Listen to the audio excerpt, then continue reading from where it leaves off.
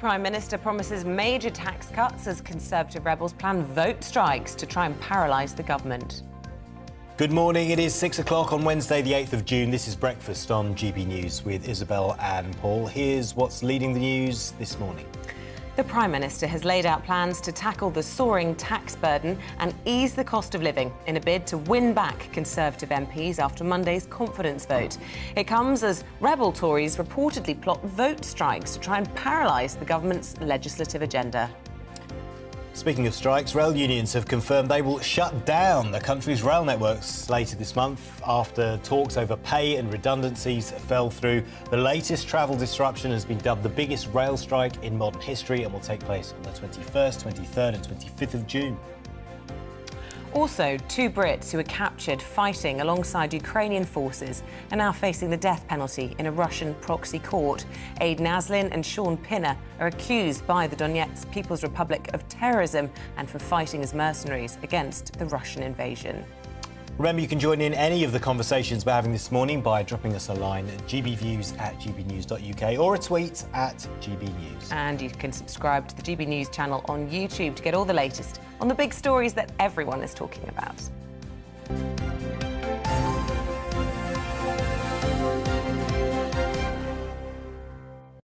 So our top story this morning, the Prime Minister has pledged major tax cuts to try and ease the cost of living as part of a massive agenda to appease the rebels in his own party. Boris Johnson gathered his cabinet yesterday after a vote of confidence saw 4 in 10 of his own MPs opt to remove him. And he urged ministers to draw a line under the leadership challenge and rally around his legislative agenda of tax cuts and reforms, the first of which will be announced in a major speech tomorrow. Meanwhile, Tory rebels are, according to The Guardian anyway, planning vote strikes to paralyse the government, reportedly setting their sights on the Northern Ireland bill due to be published this week as their first target. Well, the Prime Minister faces the House of Commons today for the first time since the vote of confidence. And joining us now to discuss all of this is Assistant Editor of Conservative Home, William Atkinson. Very good morning to you. Gosh, here we are, first week back after parliamentary recess and another interesting appearance from the Prime Minister in PMQs, I'm sure, later on this morning. It'll be interesting to see where Labour comes for the Prime Minister. I mean, they just need to stand back and let the Conservatives, well, fight themselves at the moment, don't they?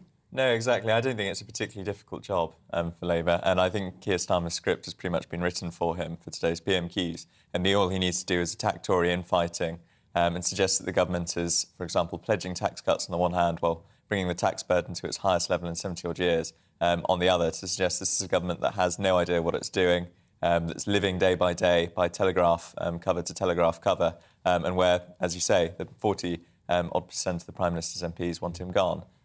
It's making the opposition's job awfully easy for them at the moment. Is he right? How do you mean? Is Keir Starmer right in defining the Conservatives that way, do you think? I mean, if you were advising... I guess what I'm saying is if you were advising Boris Johnson what to do next, what would you say to him? Well, as an article, I think that I've just written for the Specky that should be coming up at some point today suggests if I was the Prime Minister right now, I'd resign because it's probably the best thing for his career. He can go back to the Telegraph, get his column back, finish his book on Shakespeare, make an awful lot of money, write his memoirs, establish the reputation of this government, and then allow whoever takes over to have 2 torrid years facing a cost of living crisis. And then when they go head into the electorate, he can establish himself as a hang on a minute. He just won a vote of no confidence on Monday night. You know, he has described it as decisive. Yeah. Well, yes, one person's decisive as another person's the fatal wound has been made, and we're going to have a few more months of more Tory infighting, depending if he lasts that long, frankly. The difference, of course, between what's happened to the last couple of days and, say, 1990 with Margaret Thatcher is that after Margaret Thatcher almost won the sort of first round of the leadership election then, the Cabinet all told her to go, whereas the Cabinet, as you saw from that footage yesterday of the Prime Minister and his ministers, have chosen not to tell the Prime Minister to go. But I think this is only the beginning of several more months of torrid infighting from the Tory party. Remember, we've got things like the sort of parliamentary standards inquiry, which will only come out in, say, September, October. So Partygate's not going to go away, the cost of living crisis isn't going to go away, and terrible headlines to the Prime Minister are certainly not going to go away. So if you were advising the Prime Minister and you said that to him, that you think he should resign, he would say, no way. You might even sack you. That's the kind of guy he is. Well, quite. And I mean, remember, he is on his third number 10 team in 3 years. So he's not averse to sacking people when they give him advice that he doesn't like. And I think that's one of the fundamental problems with this government at the moment. As I say, it's living day by day, headline by headline. And the Prime Minister is not a man to hear bad news. And I think that's one of the fundamental problems. What about bringing in Jeremy Hunt as Chancellor, as being suggested on the front of the Telegraph this morning? I mean, that would do a lot, wouldn't it, to try and unite a party that, as you say, is fighting itself at the moment, could stop a bit of blue on blue. And he ran on the ticket when he went for leadership of United Together. Is that what it was? United to win? Yes, and it has to be Hunt as well. Well, I've never been a very big fan of Star Wars, but I remember that's the thing that Emperor says, which is that you strike me down, I should become more powerful than you can possibly imagine. The thing is, if you a great line. Yeah, if you make Jeremy Chancellor, you're putting Rishi Sunak on the back benches or shuffling him to somewhere else. And I think if the Prime Minister tried to sack Rishi Sunak, he would say, not very likely, and he would storm off, and you would then create exactly the same problem that you have now. Interesting. But doesn't the PM have a point, though, that all this infighting, calls for the Prime Minister to go, plays into Labour's hands? You're giving Labour a boost. Well, certainly it does. I mean, as I said, just the opposition's work for them. But clearly enough Tory MPs have finally decided that they're fed up enough with the Prime Minister's leadership that, frankly, he is doing Labour's work for them and that he is leading the party to disaster. What about these vote strikes that we were discussing when it comes to the Northern Ireland Protocol? We're expecting some sort of movement on that soon, aren't we? What would happen then if this vote strike were to take place? What happens next? Well, it essentially means the government is unable to pass its legislative agenda. And I imagine if that goes on for weeks and weeks and months, then you will see, as already been floated, Tory MPs trying to get Sir Graham Brady and the 1922 committee to change their own rules so that they can have another vote of confidence within the year. It seems to be the trend, though, now, doesn't it? We have a referendum and straight away people want another referendum. You have a general election, straight away people say we're going to have another general election. Can't we just accept when votes happen that that's done for a period of grace and just move on, try and move on? Well, one would hope, but unfortunately, I think, yes, as you say, politics increasingly doesn't work like that. But also because the number of opponents the Prime Minister now has in the parliamentary party are so substantial, I don't think they're going to give up on trying to remove him anytime soon. Do you think they will change the rules on bringing a no-confidence vote again? Well, I think they certainly will if the sort of political pressure on the Prime Minister remains as heavy as it is. Remember, with Theresa May, for example, in 2019, it was only about 6 months since the previous vote of confidence in her, and essentially she'd become so unpopular and the European elections had gone so badly that enough MPs went to Sir Graham and said, well, could we have another vote of confidence, please? And Sir Graham realised that actually all of the rules are within his own power. So if he wants to hold another vote, they surely can. Yeah. Tax cuts would go a long way to appease the rebels, though, wouldn't it? Well, yes, but if you're a Tory MP currently demanding and thinking that you're going to get tax cuts, then I have a bridge to sell you.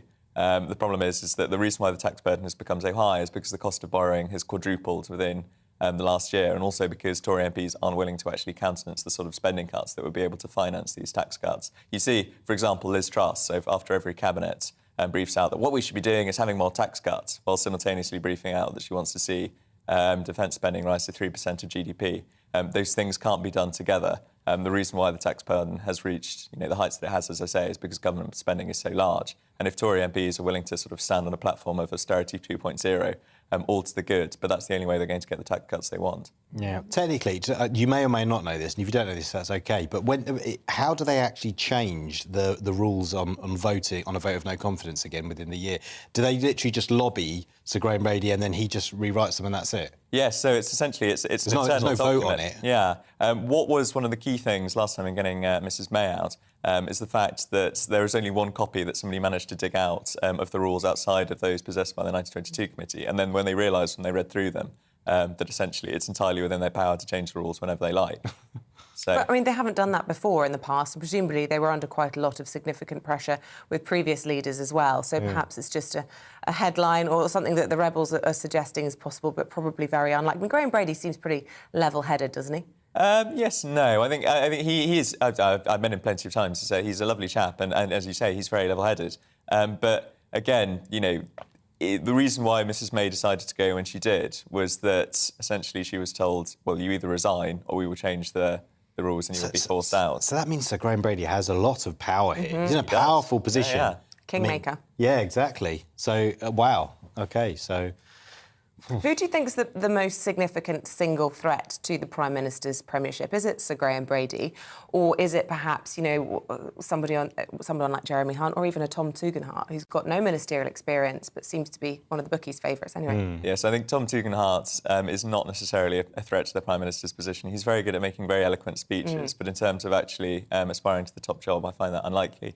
I think it's the same figure as I mentioned earlier. It's Rishi Sunak, on whom Boris Johnson's premiership will survive or fall. If Rishi goes, then I think the rest of the cabinet will choose to move as well. He's the most sort of powerful force within the cabinet at the moment and within the wider parliamentary party. And as we see, the next few months are going to be dominated by cost of living headlines and the like, and it's the Chancellor who's going to be the face of that. Yeah, so you think Rishi Sunak could replace Johnson, or at least he'd be the front runner in a leadership contest? I think yes. I think as ever, not tarnished by the tax status. I mean, a lot of the rebels don't see him as properly conservative, do they? With many of his sort of big spending measures, handouts to everybody, not particularly targeted. We see that's the interesting thing, though, of course, because unlike in sort of 2018, 2019, there's not really a sort of united rebel movement. Nobody's quite sure what they want. So you've got people on the One Nation, sort of higher spending, socially liberal wing of the party want the Prime Minister out, but you've also got sort of Brexiteers and libertarians like Steve Baker.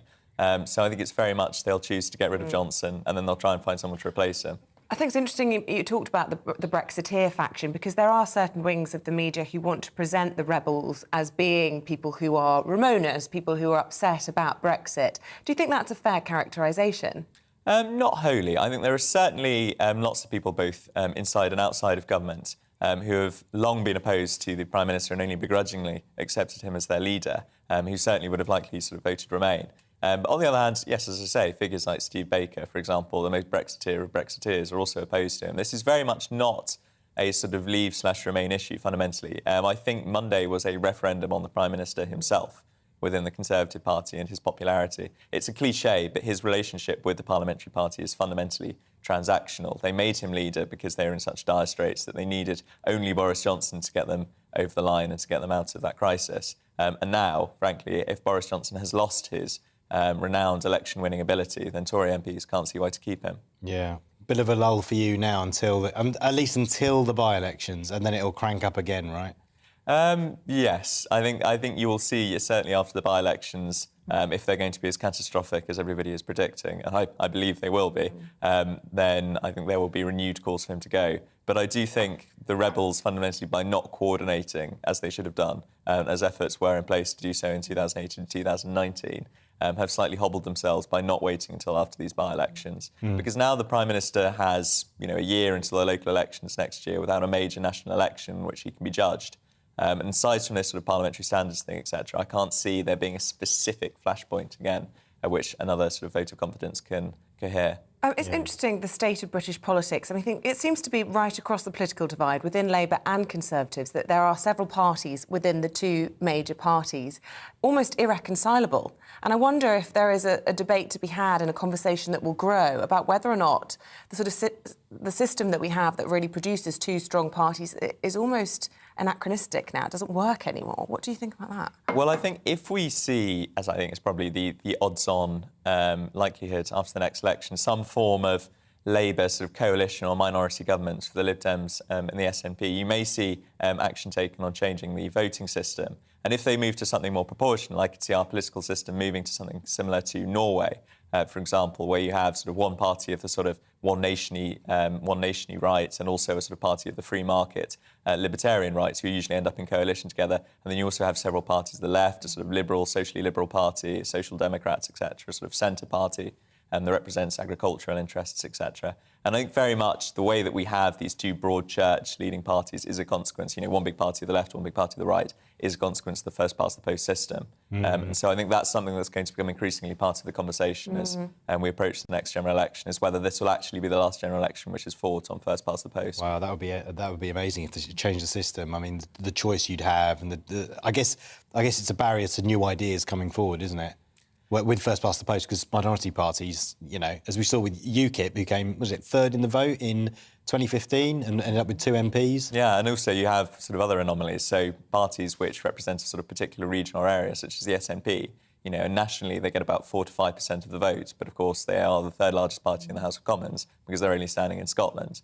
And if you were, for example, a unionist, as I am, if you were trying to do a sort of national system for elections, that might be one way of hobbling the SNP, which I don't think the SNP have entirely realised, because at the moment they sort of still support trying to reform the electoral system.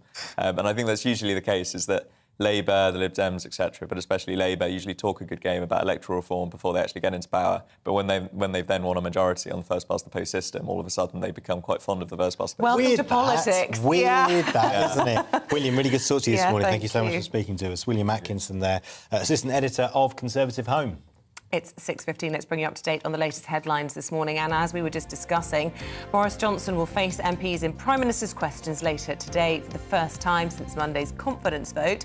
Although Mr Johnson won the vote, 40% of his own party said they had no confidence in his leadership. Elsewhere this morning, Glastonbury Festival and the Test match cricket are among the events likely to be affected by a 3-day national rail strike. Tens of thousands of workers are taking part in the biggest walkout on the network in over 3 decades over potential job cuts and pay freezes. The RMT union says the industrial action will take place on the 21st, 23rd and 25th of June. So effectively, it's going to be like a week of action. New research shows more than 2 in 5 buy now, pay later customers had to borrow money to make their repayments. Citizens Advice says 42% of people had to either use a credit card, bank overdraft or borrow from friends and family. Buy now, pay later can be a way to spread the cost of purchases without paying interest, but there are concerns it's leaving shoppers overstretched.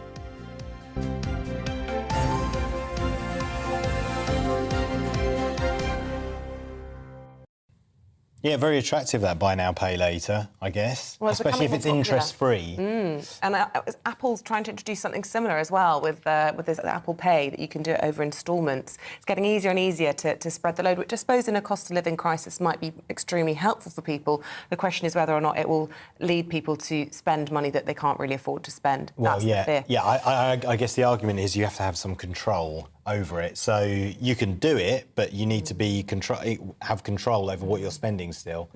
If you've got any sort of issues, then it can expose them all. Let us know your thoughts. Are you in favour of making it easier to spread the cost of things? Or are you one of those people that if you do that, you actually have to borrow to pay it back? As the cost of living crisis, well, is only set to get worse over the next year or so, these sorts of conversations are going to be had more and more. Let us know your thoughts about that this morning. Yeah, speaking of which, we're going to be talking about the cost of living affecting the prices of food in supermarkets. In just a moment, we'll find out how hard it's hitting the lives of British farmers. All that to come after we find out what's happening with the weather. Hello, a very good morning to you. I'm Aidan McGivern. A cloudy and damp start for some of us this morning, but the persistent rain that we've seen go through overnight is being replaced by showers.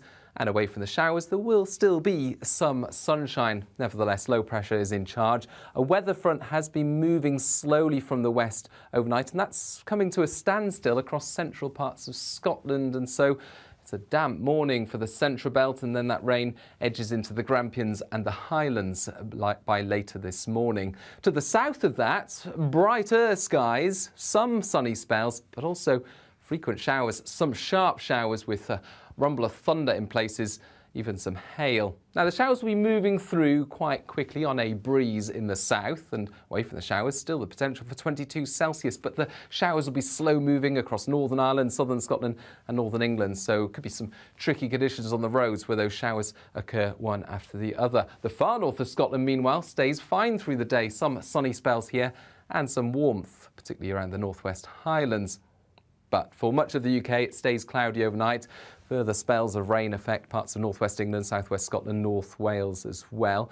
Generally, though, the showers and the rain eases by dawn, and there will be some clear spells, some sunshine to start things off across parts of South Wales and southern England.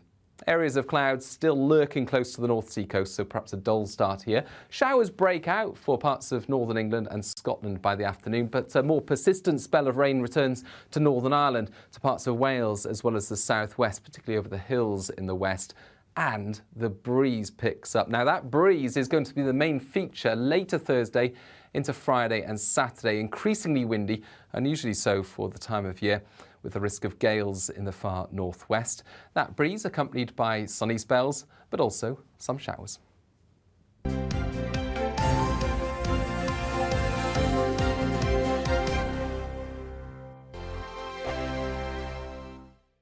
We are GB News. We're right across this great nation. On TV, on radio, on digital. Absolutely everywhere. We don't talk down to you. We embrace all voices.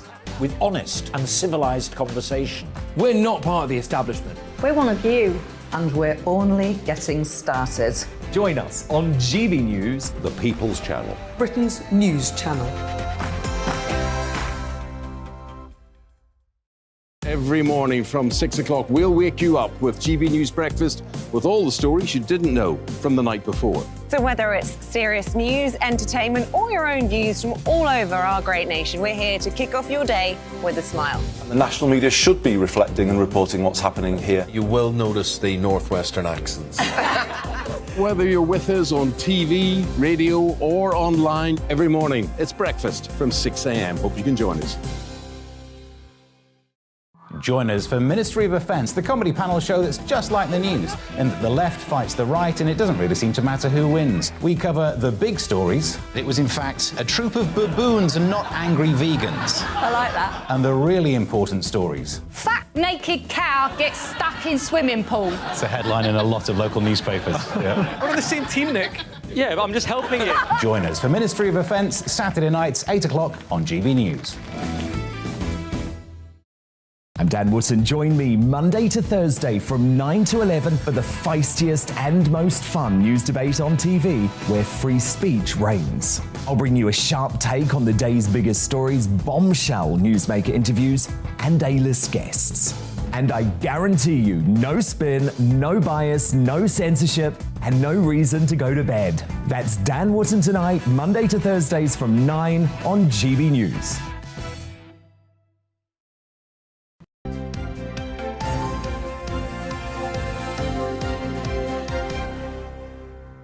It's 6:22. Still to come on this morning's programme, she's captured images from some of the most notorious war zones in the world. We'll be speaking to the photographer on a mission to change the public perceptions of the situation in Ukraine. That's at 6:45.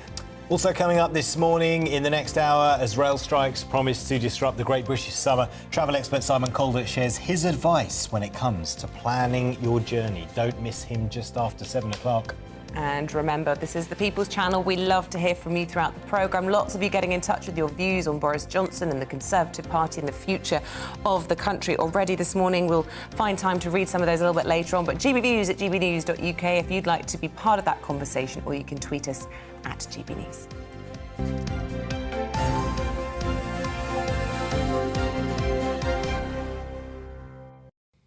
Right, let's look at how rising prices are hitting the pockets of farmers, which of course has knock-on effects for all of us because the prices of fuel and grain reach record highs, and that means that food costs more. Yeah. Well, these rises are also affecting the increased cost of food, and our East of England reporter has sent us this report from Wholesome Farm in Colchester in Essex. Along the Suffolk-Essex border is the village of Langham. George is one of Britain's young farmers determined to keep farming the land, feeding the nation and helping the industry grow. I caught up with George to try and understand why we are seeing a spike in food prices and what are the challenges facing farmers. Probably the biggest challenge at the moment is fertiliser prices rising, but with the fertiliser prices, the end product prices has gone up as well because the input costs are going up. So fuel, fertiliser, labour, everything's going up. On Horsell Farm they grow a number of crops like wheat, potatoes and sugar beet. George is a new breed of British farmer taking a focus on regenerative farming techniques which he believes will make British farming stronger in the future. Regenerative agriculture is a conservation and rehabilitation approach to food and farming systems. It focuses on topsoil regeneration, increasing biodiversity, enhancing ecosystem services and ultimately strengthening the health and vitality of the farm soil.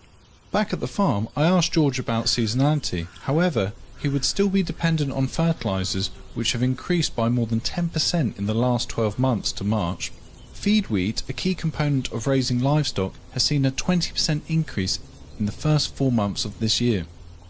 So some of the challenges in British beef farming is the rises in prices. So our fertiliser and fuel, etc., is going up. That is then producing food for them, and that's having a knock-on effect. That's why you're seeing rises in the supermarket. Is because the price of beef is costing more to produce. So you're now seeing it in the supermarket. So George, there's a lot of people who say that Britain has become far too dependent on importing foods into the country rather than homegrown production. If we changed more to seasonal produce and seasonable vegetables, do you think that could be a positive change in the industry? If we use seasonal veg, I think it would give farmers a diversity opportunity to grow different crops at different times of the year. I think it would be an important part to be self-sufficient. And I think that's important, especially with what's happened in the last 2, 3, 5 years with Brexit, Ukraine and COVID. I think we need to be more seasonal and local to survive these global events. For George, his suckler herd is his pride and joy, but the viability of beef farming is becoming continuously stretched. With global fertiliser prices continuing to rise, it seems the knock-on effect on the farmer will continue to be felt by the consumers at the checkouts. For GB News, this is Ed Crawford.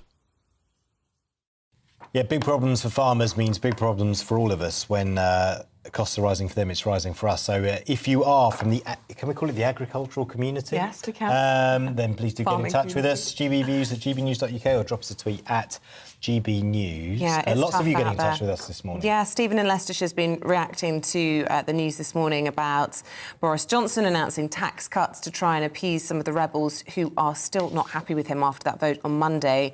He's from Leicestershire. He says, I would have voted against the Prime Minister. However, the Tories allowed him to remain. The PM and the Tories are now on a rehabilitation community sentence. If it fails, they should be sentenced to 5 years in opposition. Yeah, but Linda is raging this morning. Good morning to you, Linda. The behaviour of these Tory MPs is an absolute disgrace, she says. The Tories have already lost the forthcoming elections as nobody would vote for these Tory MPs. Boris should go for a general election and pull the lot of them down, and they can all lose their jobs. Brett says the Conservatives are ruining the country. I'm 43 years old and Conservatives have never given me a tax cut. In fact, as a low earnings earner, my tax got doubled from 10p in the pound to 20p in the pound by John Major. So I'm really getting fed up of all the lies from the Prime Minister. Keep your thoughts coming in. Let us know if you're a fan of Boris Johnson, if you think that this is too much, that there's too much media coverage of this. We'd love to hear your views as well. Yeah, stay with us. We're going to take you through the papers with David Mellor, former Cabinet Minister from the 90s. He knows a thing or two about politics. He does. Opinions, and the broadcaster Claire Muldoon. So we'll go through the papers with them in just a moment.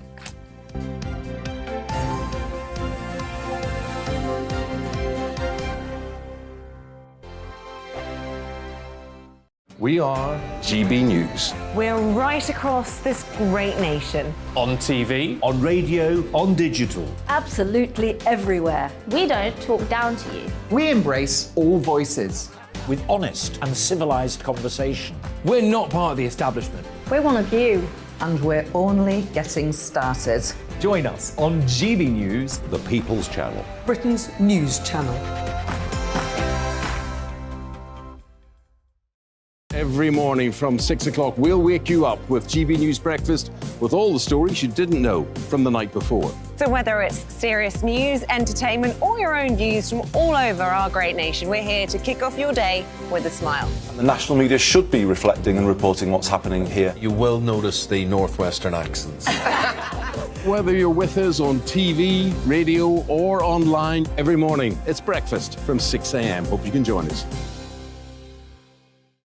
Join us for Ministry of Offence, the comedy panel show that's just like the news, in that the left fights the right and it doesn't really seem to matter who wins. We cover the big stories. It was in fact a troop of baboons and not angry vegans. I like that. And the really important stories. Fat naked cow gets stuck in swimming pool. It's a headline in a lot of local newspapers. Yeah. We're on the same team, Nick. Yeah, but I'm just helping you. Join us for Ministry of Offence, Saturday nights, 8 o'clock on GB News.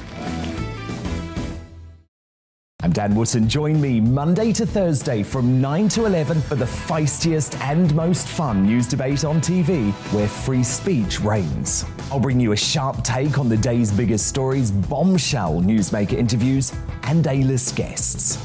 And I guarantee you, no spin, no bias, no censorship, and no reason to go to bed. That's Dan Wootton Tonight, Monday to Thursdays from 9 on GB News.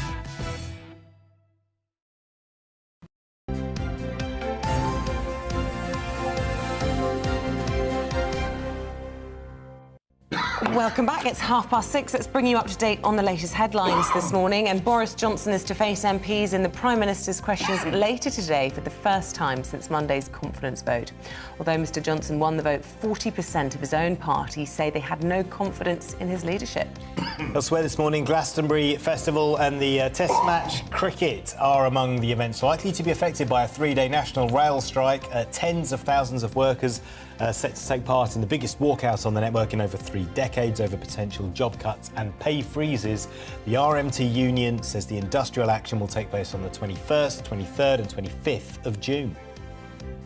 New research shows more than 2 in 5 buy now, pay later customers had to borrow money to make their repayments. Citizens Advice says 42% of people had to either use a credit card, bank overdraft or borrow money from friends and family. Buy now, pay later can be a way to spread the cost of purchases without paying interest, but there are concerns it's leaving shoppers overstretched.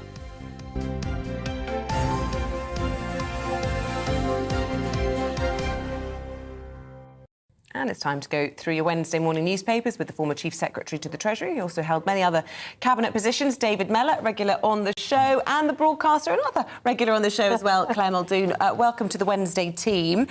David, we spoke to you on Monday ahead of the big vote on the show, and it didn't go the way you thought it was going to go. Lots of talks about how the Prime Minister...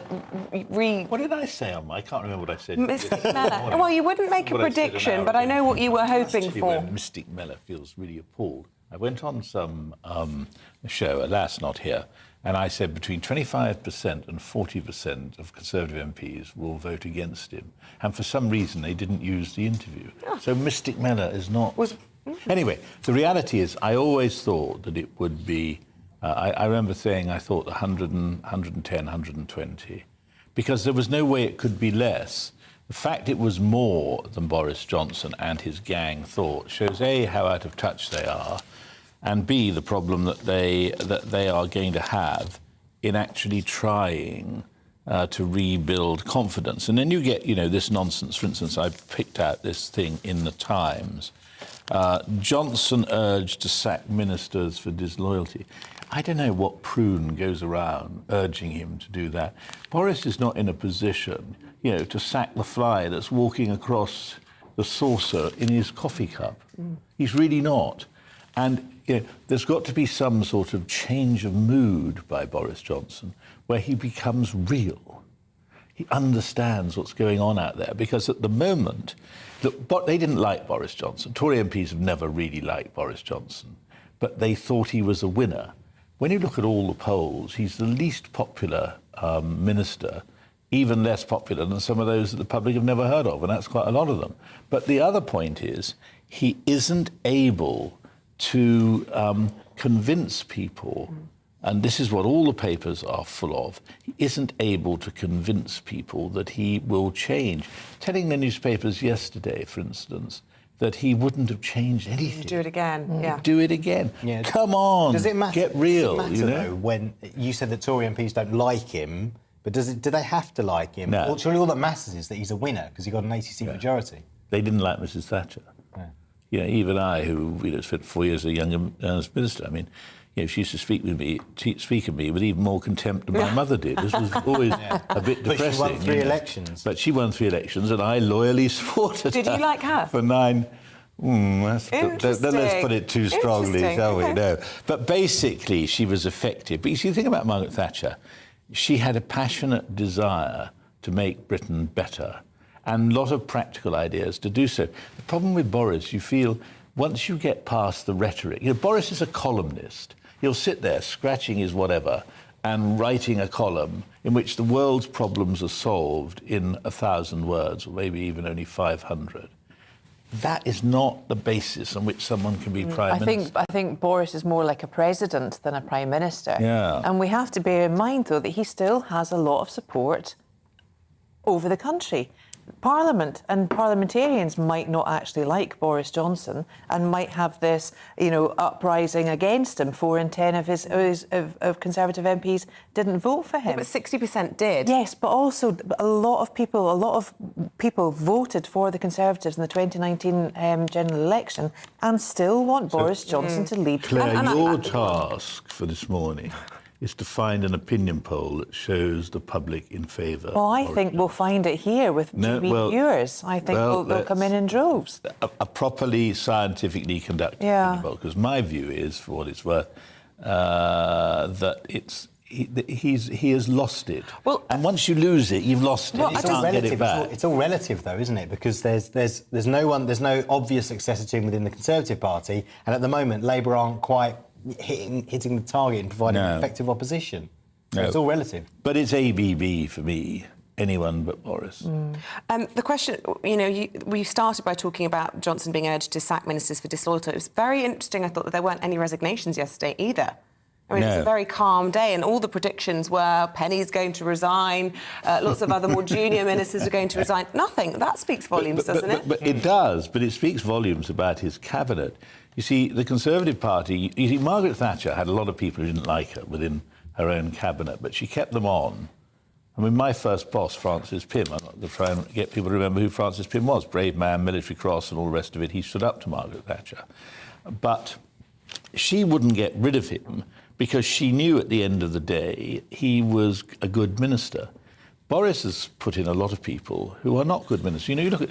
the delightful Priti Patel. How many times is she going to tell us... Well, you talked about her before, your views on Priti Patel. But how many times is she going to tell us she's going to sort out these boat crossings? Or she should say, I can't. We can't do it. What we would have to do is unacceptable. But to keep on telling people she's going to do it, not do it. And yet she's the only one, I think, of the senior ministers that's been there for the whole of his time as Prime Minister. And that's because he obviously feels he wants people who have no political strength to stand up against him, and to surround yourself by senior ministers who are not good is sad. Well, at the end of the day, Boris does best when he's under pressure, and he's definitely under pressure now. So time will tell, and I don't think he'll be here by the summer recess. I think things have to change. And David made a really good point, not only on Monday, but previously as well, to say that, if you've got a limping Prime Minister, it's only time before he actually limps out and takes the government down with him, and it's not good. That's it. That is absolutely not good at all. GBViews at gbnews.uk if you want to get involved in the conversation. Well, people are. Pat Scheuer has just emailed in and has said, I only voted Conservative in the 2019 election for one person and one person only, Boris. Get rid of him and the Conservatives are sunk. I will never vote for them again, and I'm a lifelong Conservative. Oh, sorry, I thought I found a positive one there. Too much media coverage, media vultures, leave the man alone. And yes, it is a lot to do with Brexit. He's being bullied by the media and by certain MPs. But you see, people would leave him alone. Yeah, I just want to bring in this front page of the Times, Claire, and they're talking about cutting taxes as a surefire way to appease the rebels. It's a Conservative approach, Well, it is very much a Conservative fiscal policy to have low taxes. And no one has understood why Rishi has been putting a lot of money into the economy. And remember, Gordon Brown gave the Bank of England the absolute autonomy for fiscal policy for the whole of the UK. So when the governor of the Bank of England turns around and says, well, I don't know what's going on, I don't know what to do to help the UK, I think that's fundamentally, 1, wrong, and 2, very disheartening, and 3, worrying, actually. So to cut taxes, if you want to survive, the PM is urged to do this, and he will be urging Number 11 to make the same thing. So Liz Truss was one of the Conservative MPs, members of the Cabinet, who was against the implementation of the increase of national insurance contributions. Now, we come out of the pandemic, no one needs reminding of that. However, we need reminding of the fact that there was lots of money, there was quantitative easing and there was furlough. This is not free money. Right. And this just goes into the economy and escalates everything.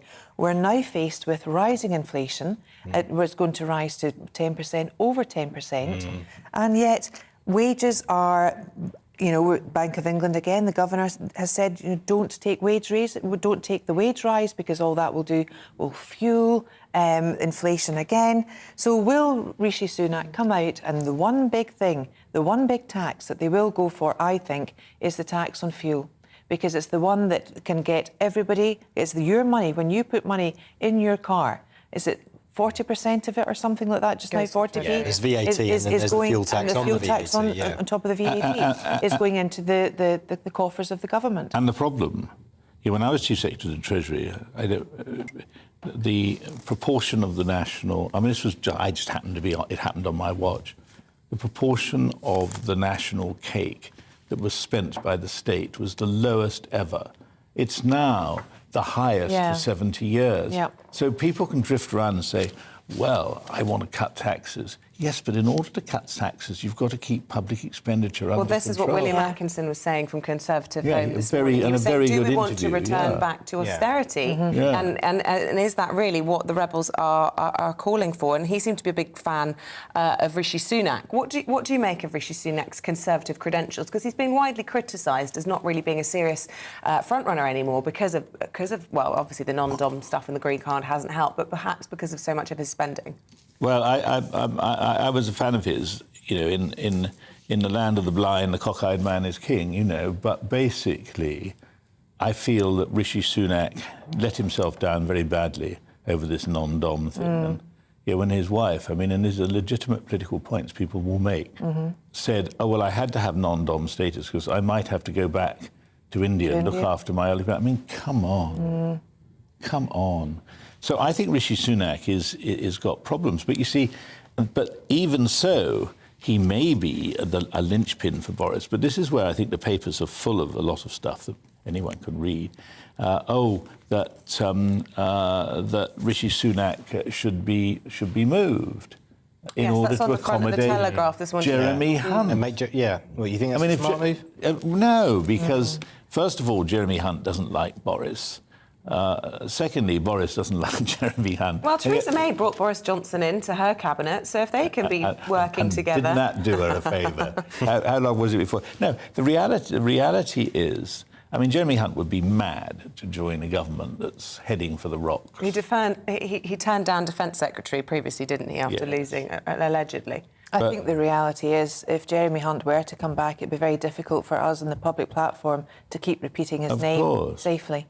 Absolutely. But, look, this is a mess. The papers are full of it being a mess.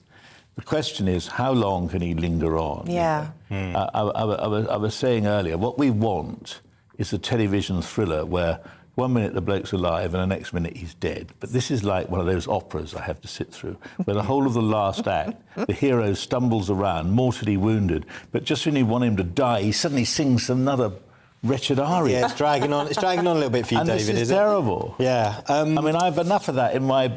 Personal life. Personal life, exactly, without having to put up with it here. I've heard of Westminster being described, or Downing Street being described as a psychodrama, but a prolonged opera is a new one. What he needs to do, and I've got the end line for him, Pagliacci, where there's a lot of clowns kill each other, and finally, the one live clown, covered in blood, comes to the front of the stage and says, La commedia è finita.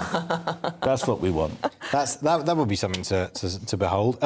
Claire, what's this about hard left? It says hard left rail union strike to paralyse Britain in the Mail. Right, this is over all the papers, and a lot of people will have known about this already. So we've got rail strikes coming up. They've issued the 2-week notice period to commuters. Now, I've struggled to get to the bottom of this because Mick Lynch, the head of the RMT union, hasn't actually said, well, what the grounds for the strikes are. We've heard all the rhetoric. You found that as well? We've heard all the rhetoric about this is going to happen because paying conditions or... Yeah, they want a pay rise because they haven't had one for a while. Yeah. Well, I spoke to... because I've been up and down the country the past 2 weekends, and I spoke to some workers on the trains, and they said, what is the issue? You're cancelling trains all over the place here. Trains are then becoming uncommutable. Is it paying conditions? Is it... It's a lot of things. And what we're finding is that Virgin used to have the franchise for the trains, and a lot of them have been taken out. There's other LNER, Avanti, lots of big brands out there. The thing is, they don't have the same paying conditions working under a private company now that Network Rail has taken over the mast of the infrastructure of the UK. But the reality is they've not had a pay rise in over 3 years, and they are struggling to get 10% even now. You put that against what's happening in the private sector just now. I know of one company that's dished out 25% pay rises plus bonuses. You've then got people working in service industries that need to bring Britain together, that need to make Britain grow, and yet the narrative is keep them down and don't let the real facts come through. We need to find these real facts. We need to tease them out. And whilst I don't agree with striking, I don't think it does anyone any good at all, notwithstanding the people who are striking. They need to make a stand, but we need to know the facts. The facts aren't here. I always hate with these strike stories when ordinary people suffer as a result. And the worry, I mean, we're hearing all sorts of personal stories, people who've not been able to take GCSEs for 2 years because of lockdown, now not able to catch the train to school to sit their exams. Ordinary people suffer when people strike. And, you know, the scale of this, going back to the 70s, it's like the winter of discontent. Of course it is. Of course it is. And, you know, there may be some legitimacy. There's always some legitimacy to when unions campaign on behalf of their members. But the illegitimacy is the hard left background of so many of these leaders. They perceive the government is weak, and I think this is the moment to put them under even greater pressure. I don't think that's the case here, to be honest with you. When we've had lots of multiple discussions about this, it was cheaper to fly than it was to take the train. Train prices, they're now saying that train prices are down, commuters are down 25% usage on trains. Well, that's because they were factually you couldn't pay for it. It was cheaper to fly. I mean, that's extraordinary. Yeah, but the government's argument is that the majority of the journeys in this country are not made by train, and for a long time the government subsidised it. They put into the railways, and so they're saying now passengers have to bear the brunt of it. But they subsidised it a huge amount in order to get them through the pandemic. But you see, I keep looking for roles for newspapers, because somebody who writes for newspapers, it's depressing when you look at the fall in circulation and so on. And one role we've identified regularly in these discussions is the role of the commentary, and the commentary making sense about. People won't get their news from the newspapers, but they get the commentary newspapers. And the other thing I think they're going to get from the newspapers are the facts about the RMT leaders and their closeness to Putin and stuff like that.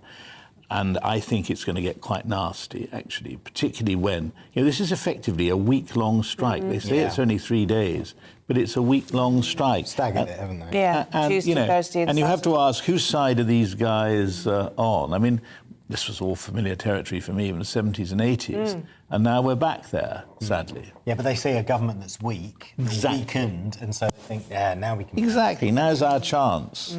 Oh, I think this has been brewing for a while. I think it's more than that. I think it's worse than the fact we've got such political instability. I think these discussions need to happen. Do let us know what you think about any of the conversations we've been having this morning. gbviews at gbnews.uk. That is the last stop on this. On first this newspaper leg of our journey. train journey through the papers. We'll see you again in the next hour. Yeah, let's leave the rail metaphors there. It is 6:48. It's been 50 years since this iconic photograph was taken during the Vietnam War. Yes, a girl running directly towards the photographer Nick Utt's camera, fleeing a deadly napalm attack. Yeah, we're joined now by a war photographer, Lagli Snow. Lagli, very good morning to you. Really good to have you with us. First of all, just we want to talk about your photography in just a moment, but just tell us why this particular photograph that's been called the Napalm Girl photograph, what makes it so famous, or rather infamous? Well, I think on a very basic level, it's an extraordinary image of a young girl fleeing a horrific conflict and a horrific. She'd been made napalm. The whole of her back was burning. But I think on a grander level, the Vietnam War was the first time that a war had been covered by so many so many non-embedded, non-militarized journalists and photographers. And this image, I think, really screams for engagement from the audience. That the Vietnam War covered by all these different journalists, it was the first time that people had a real insight and a view into what was really going on the ground.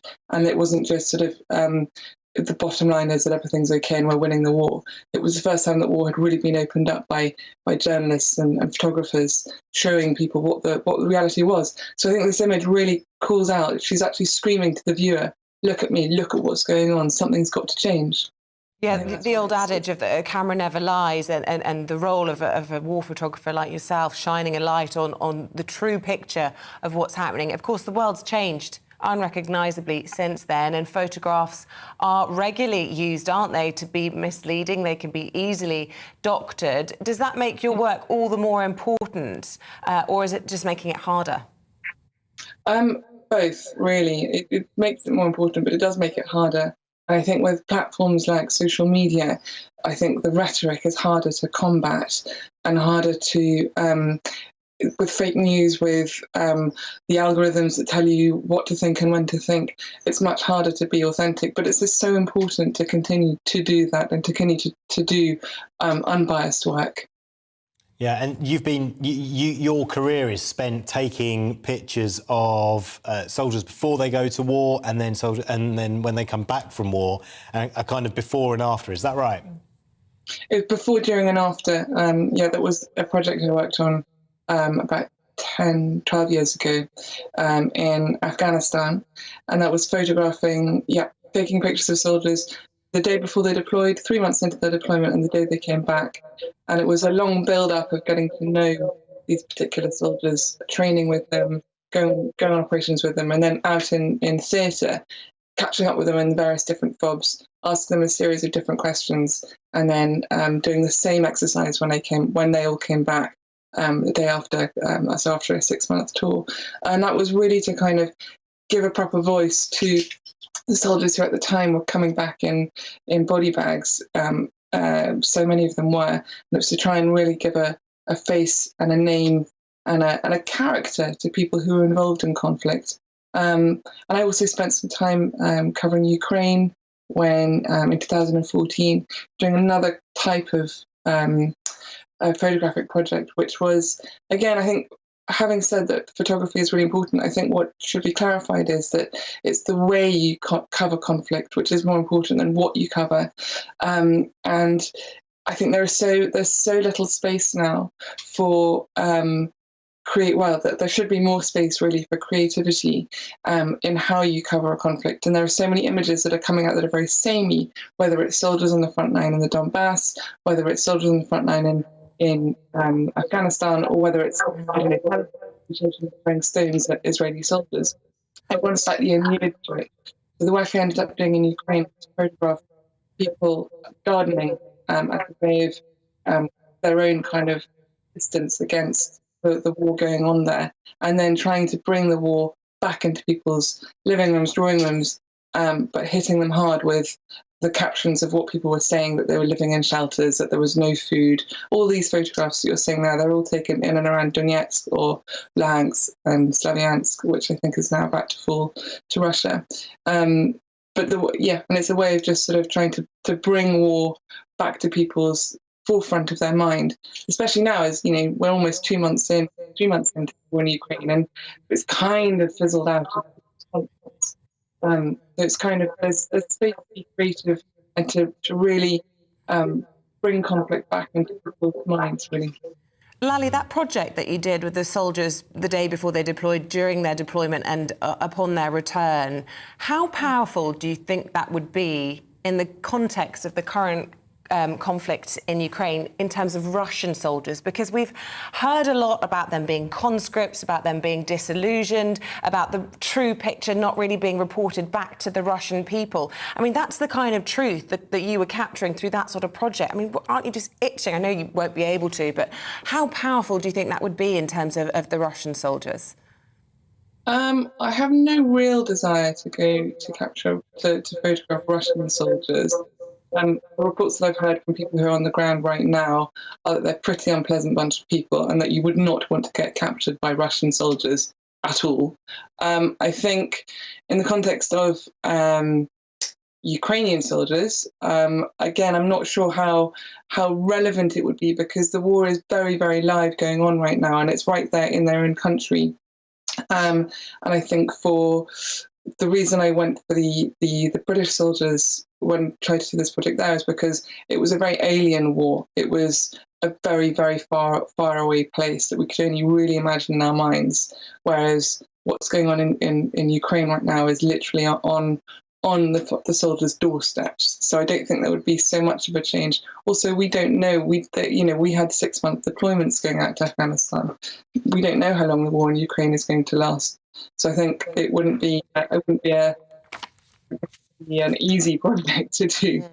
Yeah, in photographing those soldiers before, during, and after, one would imagine that there are predictable changes such as experiencing PTSD. Was there anything that surprised you about the way that they changed after they came back from war? I think that some of the very young lads they really, really grew up and they saw some things that they didn't necessarily expect to see, or they did expect to see. And then were bitterly disappointed by what actually saying something violent does to you. Sometimes, what they were saying for some of the older guys, they didn't really change that much. And, for them it was just a job and there was no kind of journey home. It was just, we went out there, did our job, came back. I think latterly what's interesting is I'm still in touch with many of these soldiers. And what's interesting is what's caught up with them since then. Because PTSD isn't something that can manifest itself in a very short period of time. It can be 10 years down the line, 5 years down the line. So it's interesting catching up with people now and listening to their stories and how the war and the subsequent wars that they covered, or the preceding wars that they've covered or been deployed in, has really affected their psychological state of mind. Mm. So interesting to talk to you, Lally Snow. I feel like I could sit down and talk to you for hours. I'm sure you've got so much more you could tell us. We have to leave it there. And just a reminder that obviously this whole conversation with you, for those at home tuning in, is because we are today remembering the 50th anniversary of that famous photograph, or as you were saying, infamous photograph of the Napalm Girl, the power of war photography. Lally Snow, really interesting to talk to you. Thanks. Yeah, it is 6:56. Stay with us. We'll be discussing potentially the biggest rail strike in modern history with the only travel expert, Simon Culver, after this. Hello, a very good morning to you. I'm Aidan McGivern. A cloudy and damp start for some of us this morning, but the persistent rain that we've seen go through overnight is being replaced by showers. And away from the showers, there will still be some sunshine. Nevertheless, low pressure is in charge. A weather front has been moving slowly from the west overnight, and that's coming to a standstill across central parts of Scotland. And so it's a damp morning for the central belt, and then that rain edges into the Grampians and the Highlands by later this morning. To the south of that, brighter skies, some sunny spells, but also frequent showers, some sharp showers with rumble of thunder in places, even some hail. Now, the showers will be moving through quite quickly on a breeze in the south, and away from the showers, still the potential for 22 Celsius, but the showers will be slow moving across Northern Ireland, Southern Scotland and Northern England, so could be some tricky conditions on the roads where those showers occur one after the other. The far north of Scotland, meanwhile, stays fine through the day, some sunny spells here and some warmth, particularly around the northwest Highlands. But for much of the UK, it stays cloudy overnight. Further spells of rain affect parts of northwest England, southwest Scotland, North Wales as well. Generally, though, the showers and the rain eases by dawn, and there will be some clear spells, some sunshine to start things off across parts of South Wales and southern England. Areas of clouds still lurking close to the North Sea coast, so perhaps a dull start here. Showers break out for parts of northern England and Scotland by the afternoon, but a more persistent spell of rain returns to Northern Ireland, to parts of Wales, as well as the southwest, particularly over the hills in the west. And the breeze picks up. Now, that breeze is going to be the main feature later Thursday into Friday and Saturday. Increasingly windy, unusually so for the time of year, with the risk of gales in the far northwest. That breeze accompanied by sunny spells, but also some showers.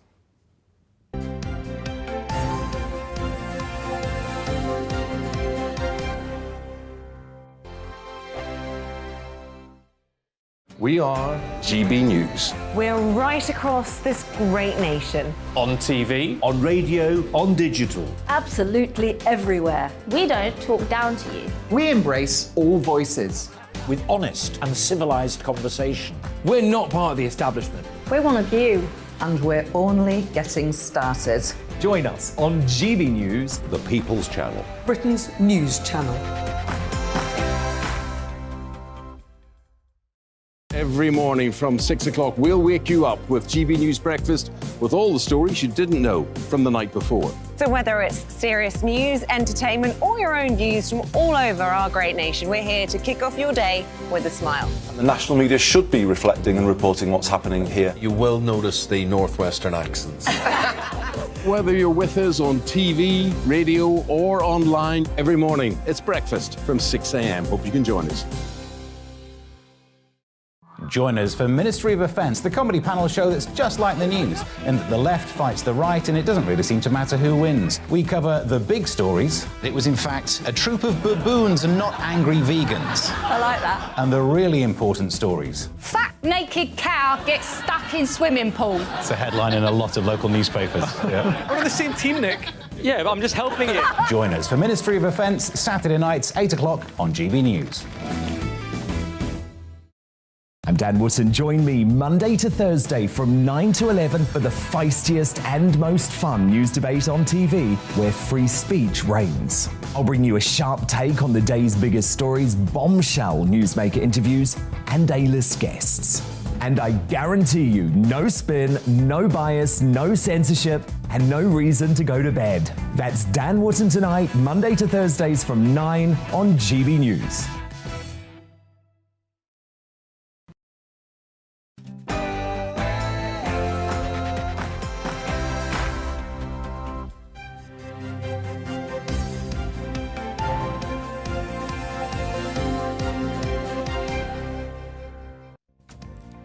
The PM promises big tax cuts as Conservative rebels plan vote strikes to paralyse the government. Good morning, it's 7:01 on Wednesday the 8th of June. This is Breakfast on GB News with Isabel and Paul. Here's what's leading the news this morning. The Prime Minister has laid out plans to tackle the soaring tax burden and ease the cost of living in a bid to win back Tory MPs after Monday's confidence vote. It comes as rebel Tories reportedly plot vote strikes to paralyse the government's legislative agenda. Rail unions have confirmed they will shut down the country's rail networks later this month after talks fell through. The latest travel disruption has been dubbed the biggest rail strike in modern history and will start on the 21st of June. And two Brits who were captured fighting alongside Ukrainian forces are now facing the death penalty in a Russian proxy court. Aidan Aslin and Sean Pinner are accused by the Donetsk People's Republic of terrorism. And as always, you can join in any of our discussions. Email us, gbviews@gbnews.uk, or you can tweet us at GB News. And don't forget, you can subscribe to the GB News channel on YouTube to get all the latest on the big stories everyone is talking about.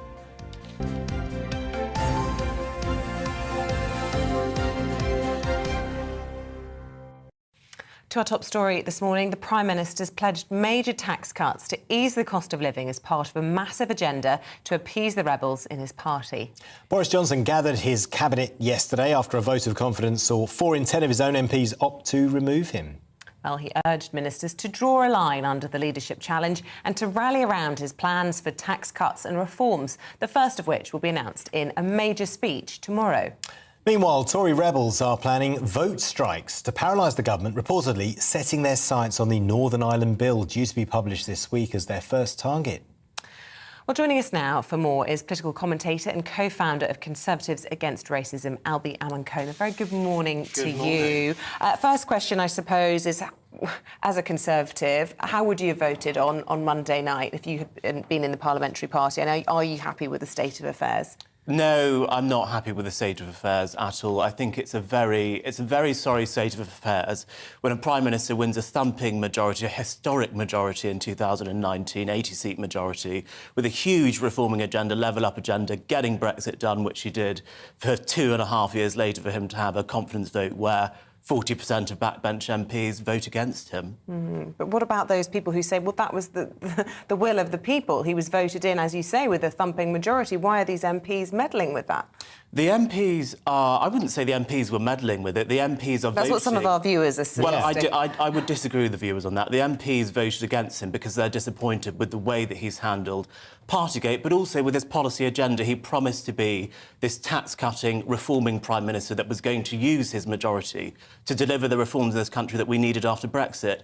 I haven't seen any evidence that that's happened, and I think a combination of the two things have caused MPs to vote against him. Is it just the tax cuts that you're concerned about? Because some MPs were voting against him the other night. Also, they were concerned about the Rwanda immigration policy.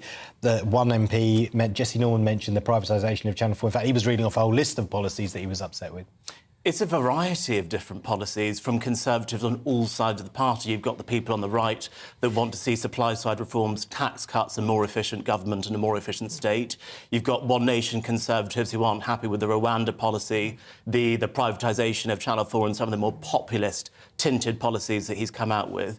And what I really think the Prime Minister needs to get back to doing, which I think is what he's going to say on Thursday, is just this back-to-basics Tory government of making public services more efficient, lowering taxes, supporting businesses and having a common-sense approach to culture war issues. Right, well, we've had David Mellor, former Chief Secretary to the Treasury, and William Atkinson, a Conservative Home commentator, both saying this morning that tax cuts are all well and good as a Conservative principle, but you have to pack them alongside austerity, and there's just no willingness from this government. They want to spend their way out of whatever the current threat might be, whether that is the response to the pandemic and dealing with the NHS. It's not likely that they're going to go down the austerity route, even if they do come up with these tax cuts. It doesn't necessarily have to be packaged alongside austerity. It does definitely need to be packaged alongside policies that promote economic growth, because, of course, if we have more economic growth, more revenue coming into the exchequer from businesses booming, you can deliver tax cuts that way as well. Austerity is not the only way that we can deliver tax cuts. We can also deliver it by having a pro-growth policy platform, and we haven't seen any of those. But isn't that a harder message to deliver politically? It's much easier to say we're going to spend more on having more nurses and more doctors, more police, talking about the economy and how it can grow and how that helps. That's a more complicated, nuanced message to deliver to the electorate, and so it's much easier to talk about how much you're going to spend.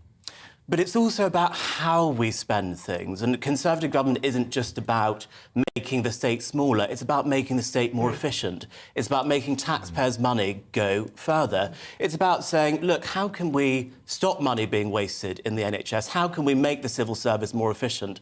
You know, we've had members of the government, Jacob Rees-Mogg, talk about how they're going to reduce the size of the civil service. Those kinds of reforms are other ways to make taxpayers' money go further. What about the suggestion that there could be these vote strikes trying to frustrate the legislative agenda of the Johnson government? I mean, how helpful would that be? And how can Boris unite this party, given that, as you say, it's so disparate, all the factions? It's not one particular grievance against him. And would Jeremy Hunt, for example, coming in as Chancellor, as one of the other suggestions this morning, be one way of doing it? Yes, I thought the vote strikes idea, I think it was in The Guardian they reported that, was a very interesting one. And that is, of course, one of the ways that the rebels ensured Theresa May's demise back in 2018. I think the difference in this instance is that there's not really a united issue that the rebels are united upon in the same way that the Brexit rebels were back in 2018. So I think the vote strikes will be difficult. Also, why would a bunch of Conservative MPs strike on votes for policies that they agreed with if the Prime Minister is going to bring in these tax-cutting, supply-side reforming policies that actually all Conservative backbench MPs want? So I'm not sure this is the silver bullet for the rebels to get rid of Boris Johnson that they think it is. Yeah, and so just to clarify, stick with him or twist? I think the MPs have decided, and they have decided to stick with him for now. I don't know what's going to happen in the future. There would have to be a change of rules in the 1922 But would you stick committee. with him? Would I stick with him? I agree with the consensus that the Conservative MPs have come to. Right. Interesting. That's a yes then. Right, really good to talk to you. Thank you so much, Thank you. Albie. Albie Amonkona there, a Conservative commentator who was mentioning the rail strikes. Indeed, yeah, and we're going to talk about that now. Railway workers are to take part in a 3-day national strike later this month, which could cause major summer travel disruption across the UK. Yeah, this is the RMT union saying it will shut down, that's their words, the country's railway network on the 21st, 23rd and 25th of June after talks over pay and redundancies fell through. Well, let's get more from travel correspondent at The Independent, Simon Calder, who's at King's Cross Station for us. Very good morning to you, Simon. The biggest rail strikes in a generation. How significant is the disruption going to be? I'm afraid at this stage it looks very, very bad indeed. I'm the only person among you and indeed your lovely audience who can remember 1989, the last time we had a really big national rail strike, but it was taking place pretty much same time of year, same basic issues, pay, conditions, jobs, the need from the government to modernise the railways, the refusal of the unions to countenance such a thing. Eventually it was settled with a very substantial pay rise, but only after many weeks of turbulence. Yes, what we've got here are strikes on Tuesday the 21st, Thursday the 23rd, Saturday the 25th of June, but also if you're travelling on the intermediate days, so that will be the Wednesday and the Friday, you can expect a lot of disruption then. It's involving Network Rail and 13 train operators, but the crucial part is Network Rail, which runs the stations, the big stations, and indeed the infrastructure, particularly the signalling. And if you haven't got signallers, you can't run a railway. There will be management and some other people brought in to run a skeleton service, but it will probably only cover about 20% of the network, and it may only be from about sort of 7 in the morning till 7 in the evening. So wherever you're going, it looks as though there's going to be very serious disruption, I'm afraid. Yeah, we should stress, though, that talks are ongoing. What are you hearing, Simon, about the potential for a deal to be done to avoid the strikes? Yeah, we're hearing lots of things, and I would love to be optimistic. Of course, nobody wants a rail strike. Life is tough enough already, and this is also coinciding with big events, a test match in Headingley in Leeds, Glastonbury, a couple of big gigs, Elton John and the Rolling Stones at Hyde Park, athletics championships in Manchester, all sorts of disruption. So, of course, everyone wants this settled, except, I suspect, the two sides. Now, let's not pretend that this is between the RMT union and Network Rail and 13 train operators. It's the union against the government, which is now effectively in control of the entire rail system. And the words of Mick Lynch, the General Secretary of the RMT, he is basically talking about embarking on a long, sustained shutdown of the rail network. At the same time, the Transport Secretary, Grant Shapps, is saying, hey guys, wake up, we've had a pandemic, ticket sales, revenue down at least 25%. If we're going to stop relying on the subsidy, which was £1 million an hour during the COVID crisis to keep the railways running, that's taxpayers' money, we've got to reform. So both sides are a long way apart. And I tell you what, I don't think, of course, for all their public protest stations, I think that they are both interested in seeing how it turns out. The union is betting that, yes, they can shut down the country. The government is thinking, hang on, we've probably got enough people who we can rely on, and people, of course, not needing to commute in the same numbers as they did before. We are probably going to see not a fully effective strike. So I think the first 3 days of strikes are going to go ahead, and then there will be some talks after that. But I'm kind of bedding in for a long summer of discontent, I'm afraid.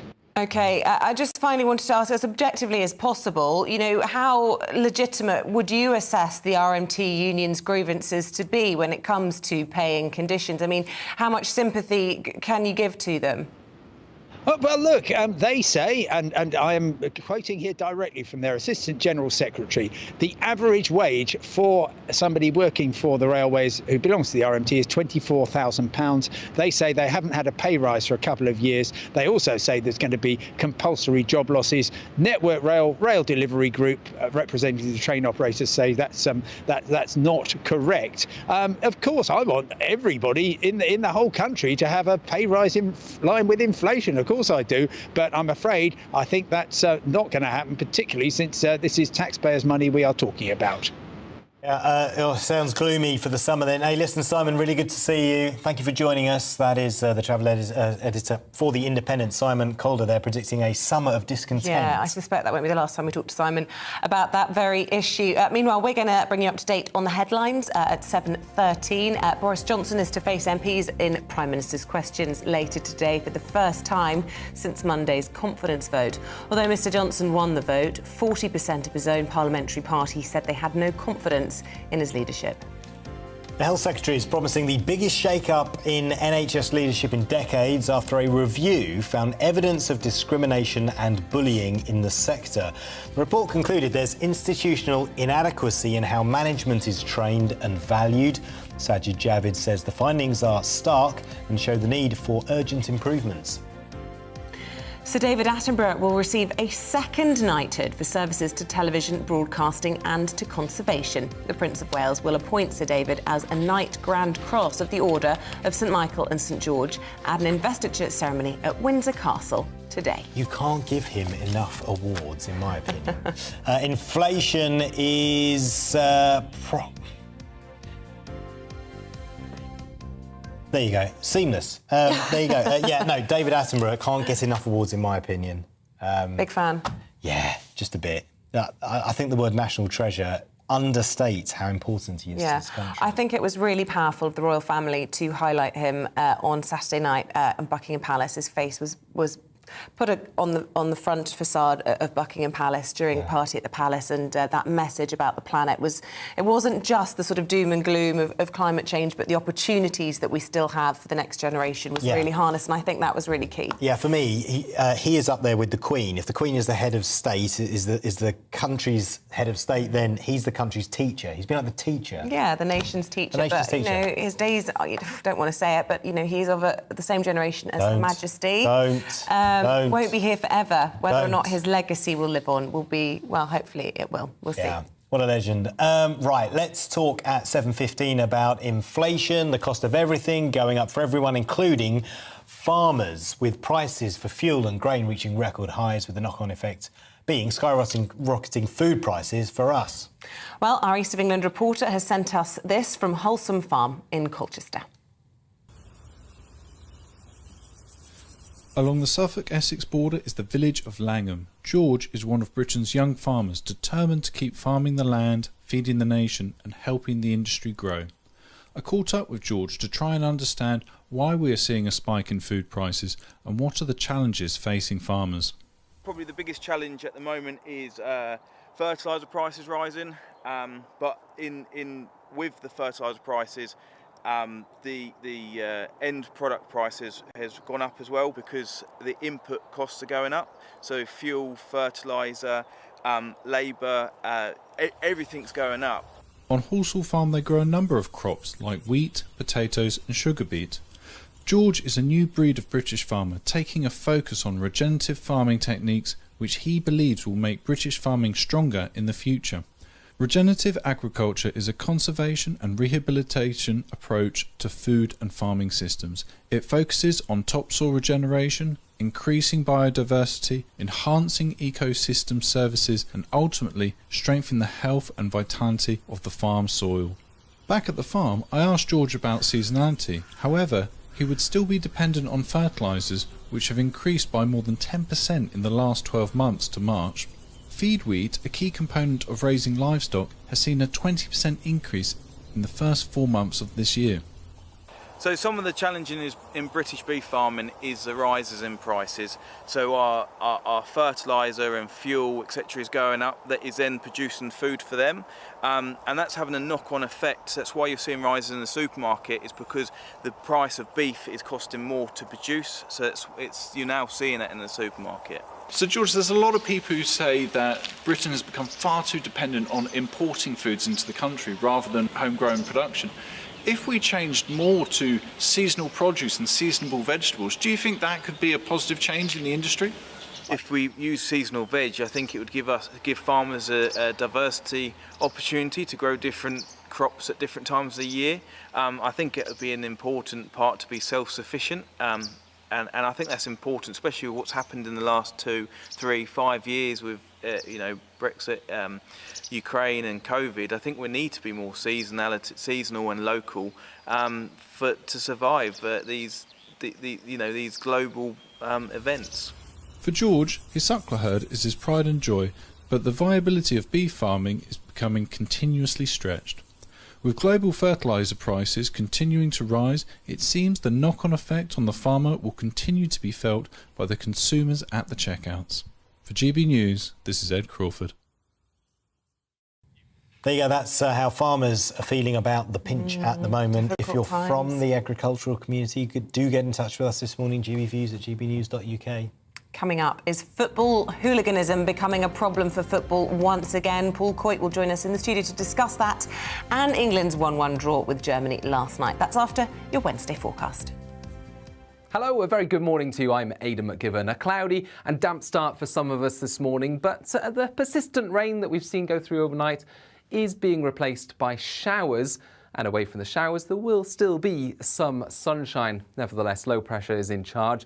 A weather front has been moving slowly from the west overnight, and that's coming to a standstill across central parts of Scotland. And so it's a damp morning for the central belt, and then that rain edges into the Grampians and the Highlands by later this morning. To the south of that, brighter skies, some sunny spells, but also frequent showers, some sharp showers with rumble of thunder in places, even some hail. Now, the showers will be moving through quite quickly on a breeze in the south, and away from the showers, still the potential for 22 Celsius, but the showers will be slow moving across Northern Ireland, Southern Scotland and Northern England, so could be some tricky conditions on the roads where those showers occur one after the other. The far north of Scotland, meanwhile, stays fine through the day, some sunny spells here and some warmth, particularly around the northwest Highlands.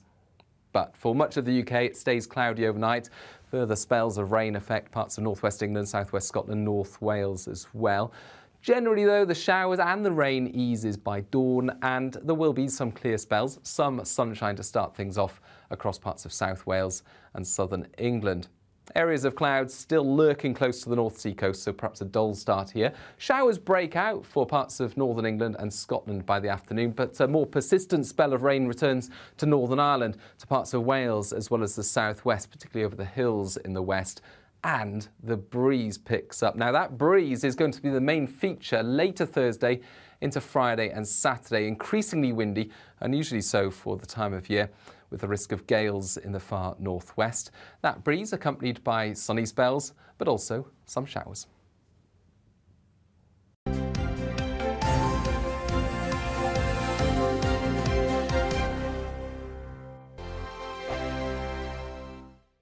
We are GB News. We're right across this great nation. On TV, on radio, on digital. Absolutely everywhere. We don't talk down to you. We embrace all voices. With honest and civilised conversation. We're not part of the establishment. We're one of you. And we're only getting started. Join us on GB News, The People's Channel. Britain's news channel. Every morning from 6 o'clock, we'll wake you up with GB News Breakfast with all the stories you didn't know from the night before. So whether it's serious news, entertainment, or your own views from all over our great nation, we're here to kick off your day with a smile. And the national media should be reflecting and reporting what's happening here. You will notice the northwestern accents. Whether you're with us on TV, radio, or online, every morning, it's breakfast from 6 a.m. Hope you can join us. Join us for Ministry of Offence, the comedy panel show that's just like the news, in that the left fights the right and it doesn't really seem to matter who wins. We cover the big stories. It was in fact a troop of baboons and not angry vegans. I like that. And the really important stories. Fat naked cow gets stuck in swimming pool. It's a headline in a lot of local newspapers. Yeah. We're on the same team, Nick. Yeah, but I'm just helping you. Join us for Ministry of Offence, Saturday nights, 8 o'clock on GB News. I'm Dan Wootton. Join me Monday to Thursday from 9 to 11 for the feistiest and most fun news debate on TV, where free speech reigns. I'll bring you a sharp take on the day's biggest stories, bombshell newsmaker interviews, and A-list guests. And I guarantee you, no spin, no bias, no censorship, and no reason to go to bed. That's Dan Wootton tonight, Monday to Thursdays from 9 on GB News.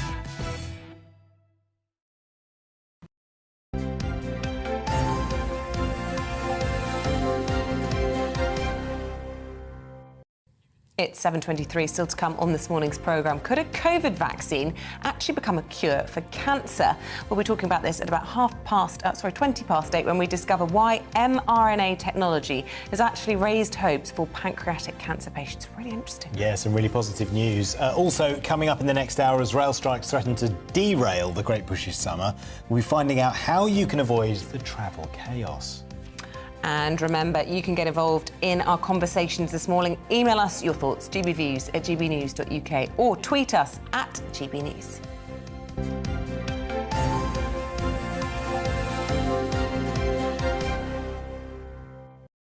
7:24. Let's reflect on last night's Nations League International between England and Germany, which finished 1-1 with sports broadcaster Paul Coyd. Paul, a very good morning to you. Morning.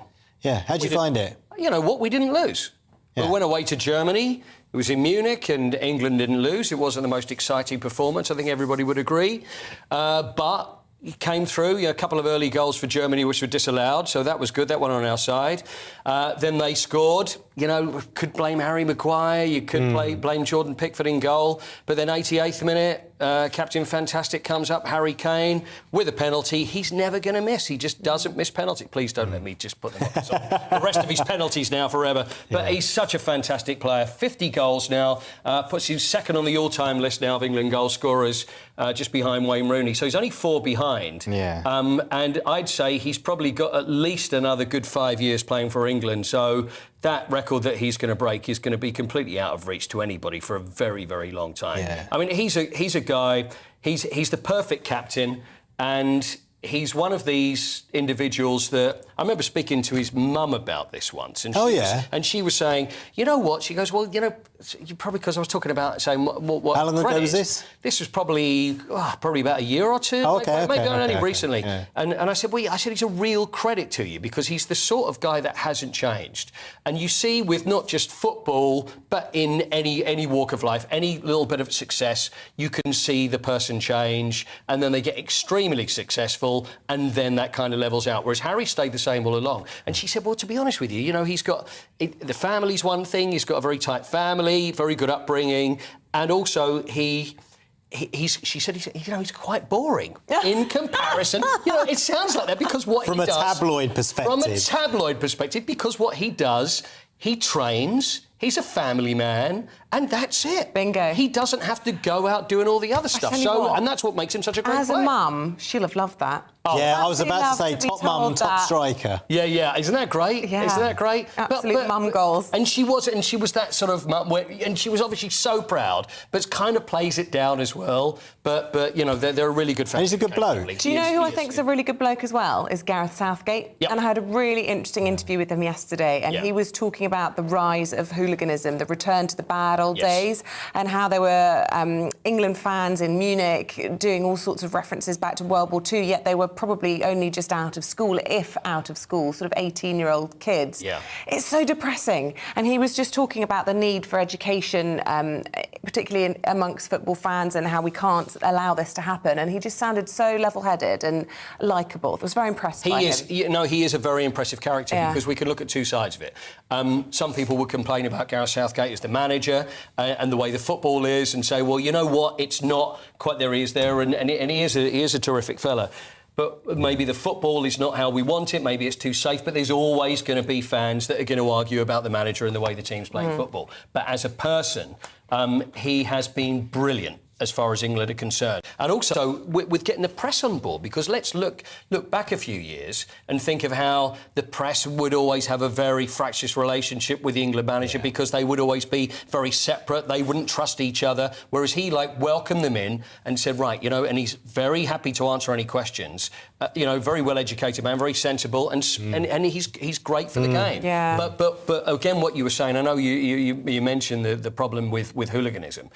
Yeah, we saw it yesterday. I mean, there were 8 arrests yesterday. Now, we can make a big deal and go, there are 8 people who were arrested yesterday, which I think as far as any football match is concerned, when you might have 60,000 people, I don't think is a huge amount of arrests. Right. But also, there were troublesome scenes.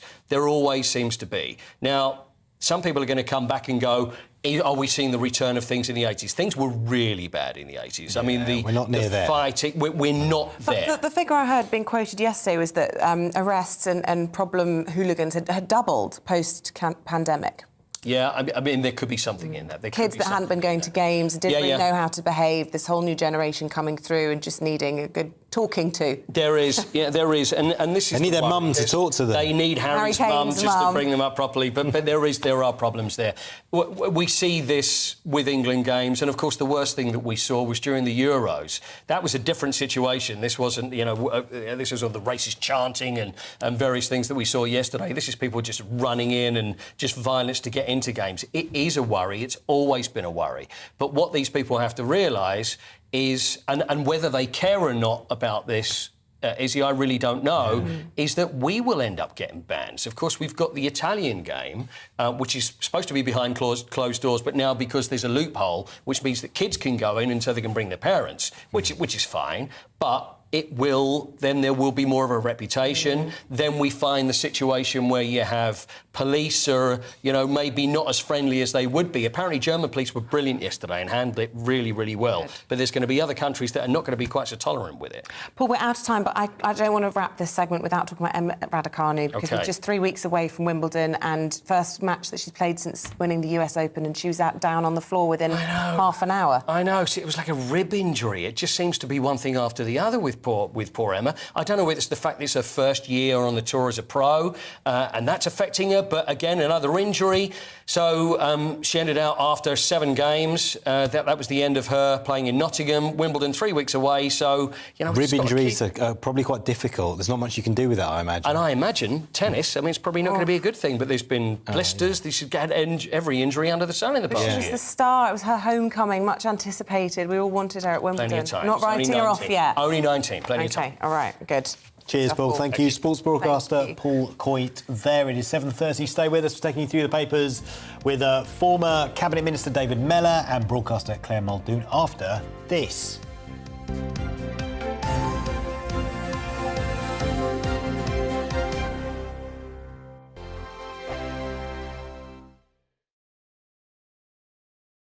We are GB News. We're right across this great nation. On TV, on radio, on digital. Absolutely everywhere. We don't talk down to you. We embrace all voices.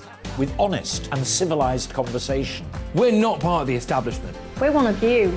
And we're only getting started. Join us on GB News, the People's Channel. Britain's news channel.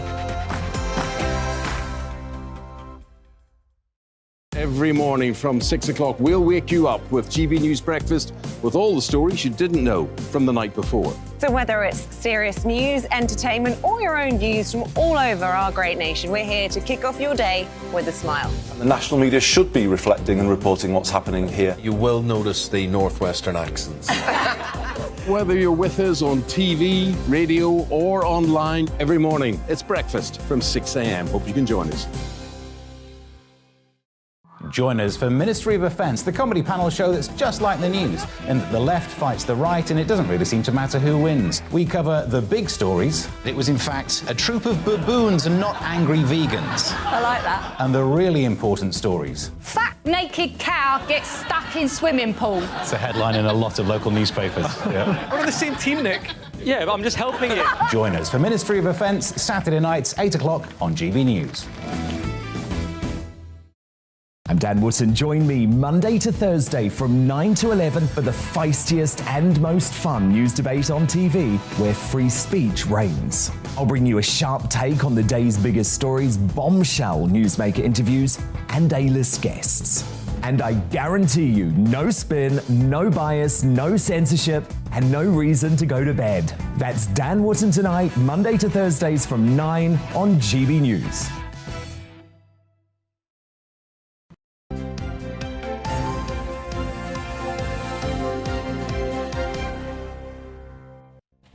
Welcome back. It's 7:33. Let's bring you up to date with what is happening this morning. Glastonbury Festival and the Test match cricket are among the events likely to be affected by a 3-day national rail strike. Tens of thousands of workers are taking part in the biggest walkout on the network in over 3 decades over potential job cuts and pay freezes. The RMT union says the industrial action will take place on the 21st, 23rd and 25th of June. A British fighter who was captured by Russian forces while in Ukraine faces charges that carry a possible death penalty. Aidan Aslin is one of 3 men accused of being mercenaries for Ukrainian forces. Aidan's family have released a statement thanking their supporters and saying they are working with the Foreign Office to get him home. The actor Matthew McConaughey has delivered a moving speech at the White House, urging for action on gun violence following last month's school shooting in Texas. 19 children and 2 teachers were shot and killed at Robb Elementary School in the actor's hometown of Uvalde by an 18-year-old. McConaughey said the minimum age for buying a semi-automatic rifle should be raised to 21.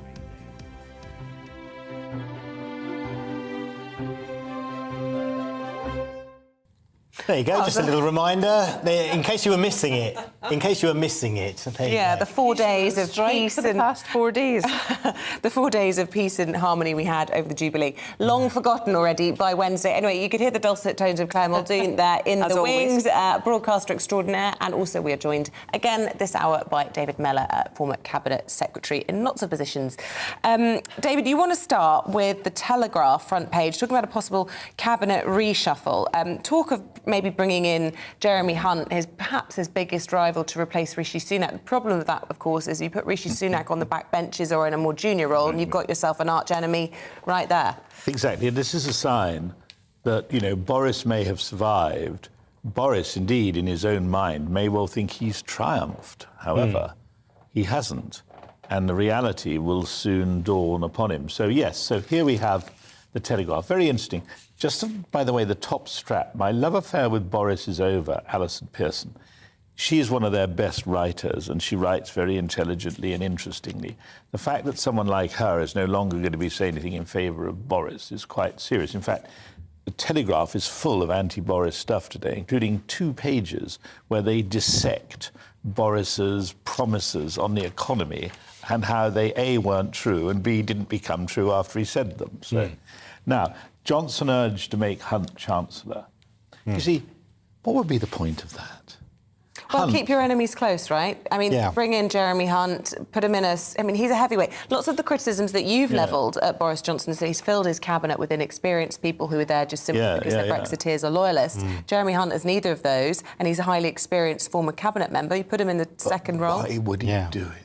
No, no. Yeah, well, that's another thing. They're calling it here the dream you're very team. good. I should sit over there. You should sit here because you're very good on this stuff. So I'm going to ask you this question. OK. Why would anyone in their right mind do it? Well, I suppose the argument would be you change it from the inside. You start to make waves. You resist within the cabinet. Why That's would he your want position. to save Boris's bed? Well, because they've been voted by a stonking majority. They owe their constituency to deliver on the mandate that they've been voted to do. Perhaps he could do that if he. And on a personal level, he gets to be Chancellor, serving one of the big government departments that he hasn't. Foreign Secretary. Yeah, I think he's got his eyes on a bigger prize, hasn't he, than Chancellor Jeremy Hunt. Yes, and that's why he should refuse to be drawn into this blank show that Boris is running. I'm trying to keep my language you asked clean. the question, why would an elected member of Parliament want a job? Surely because they're an elected member of Parliament, surely they want to do things for the greater good. We have to draw a distinction. They're elected to do a job. We have to draw... Yeah, that's all very high-minded, but that's not how they think.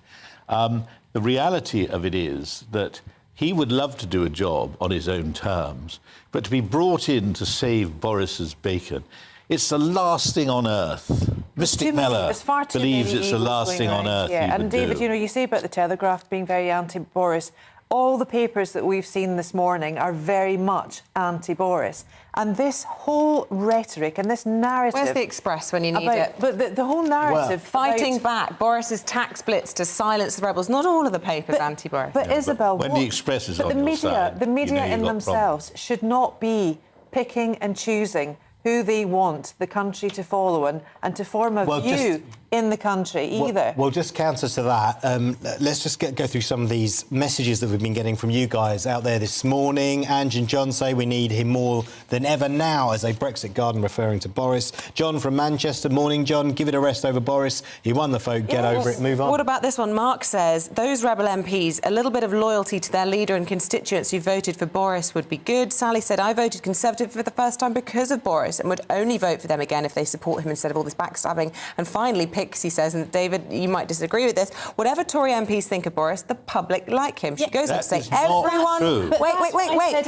Everyone we know likes him, says Pixie. We thank him for the vaccine, first and foremost. I'm just putting it there for balance. That's why I am... It's out there. I'm begging somebody, please, get us an opinion poll from a lot of people that says that they back Boris. They are not there. This is look. Boris's dilemma is very easy to define, isn't it? The Tory party has never really liked Boris, and they're right not to like him. But they felt Boris had a link to the public that was unique, and it was when he won the mayor of London, in Labour town twice. But now. And in 2019. Yes, but now he's thrown it all away by being completely and utterly without any self-control. Well, do you know what? Let's We've talked about it all morning, all year. Let's talk about something else. Claire, really interesting. This is inside the Daily Mail. They were covering it quite significantly on their website yesterday. I think it was their lead story for quite a lot of the day. And this is the censorship row over the cinema chain. Now, there have been huge demonstrations in 3 cities in the UK. And the graphic is quite strong. And for people listening in the radio, it's not a very diverse crowd, I have to say. It's all men standing outside a Cineworld cinema, and they're blasting a movie called The Lady of Heaven, which is about the Prophet Muhammad's daughter, apparently, Fatima. And what they've done is they have been so incensed by this film that they have managed to shut down the cinema that were screening it and actually removed the film from the listings. The 3 places, Bradford, Bolton, Birmingham, 4, and Sheffield, have picketed cinemas following the nationwide release of The Lady of Heaven. Now, when the Da Vinci Code film came out after the book, I was part of the diocesan team to do the response part of that in terms of PR. And what I said from outset was, there is no point in telling people, don't go and see it. Well, just to clarify, the Da Vinci Code talked a lot about the Vatican and a lot of Roman Catholic references. You were involved in the Catholic response. Catholic response to that. So what I said from outset was, there's no point in saying, don't go and see it, or get it banned, because that will only make people want to see even more. What we have to have is open and honest discussion about views that we believe aren't right in the film and, try and dispel the myth. That was the tag. But I don't think this is the way to go about it. You've got a bunch of men here, waving phones and saying this is out, in the name of Muhammad. And all it's done is people have now gone, gosh, Lady of Heaven, what's that all about? Where can we go and see it? Shall we see it? And in the end, it's apparently not a very well-rated film. I'd like to go by Rotten Tomatoes and IMDb, and the ratings for the film aren't that great. But because there is this outcry about it, natural inquisitive... You're saying it's counterproductive? You want to go and see it. But the other problem with this is the defence for freedom of speech. And if this bunch of men have managed to get this film off by, they were actually quite aggressive in their tactics in the cinema. And that poor chap, the manager of the cinema, he was like, gosh, what am I going to do? He had no way out. And that's a fundamental problem that's within this mind of male Muslim attack on the cinema and on freedom. If there were women in the crowd, would it be better for you then?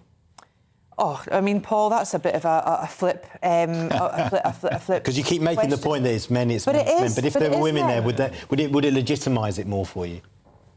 No, it wouldn't legitimise the call for it at all, because the call for anything to be banned, in my view, is wrong. I'm not in favour of cancel But I suppose culture at all. what you're highlighting is that you think that this isn't a particularly liberal group, the fact that women presumably haven't been allowed to get involved in this, and that's part of your concerns when it comes to boycott censorship, Cineworld, limiting freedoms. Yeah, but they've got a placard here saying "Say no to extremists." But that's exactly what they're showing: extreme views and imposing their view on us.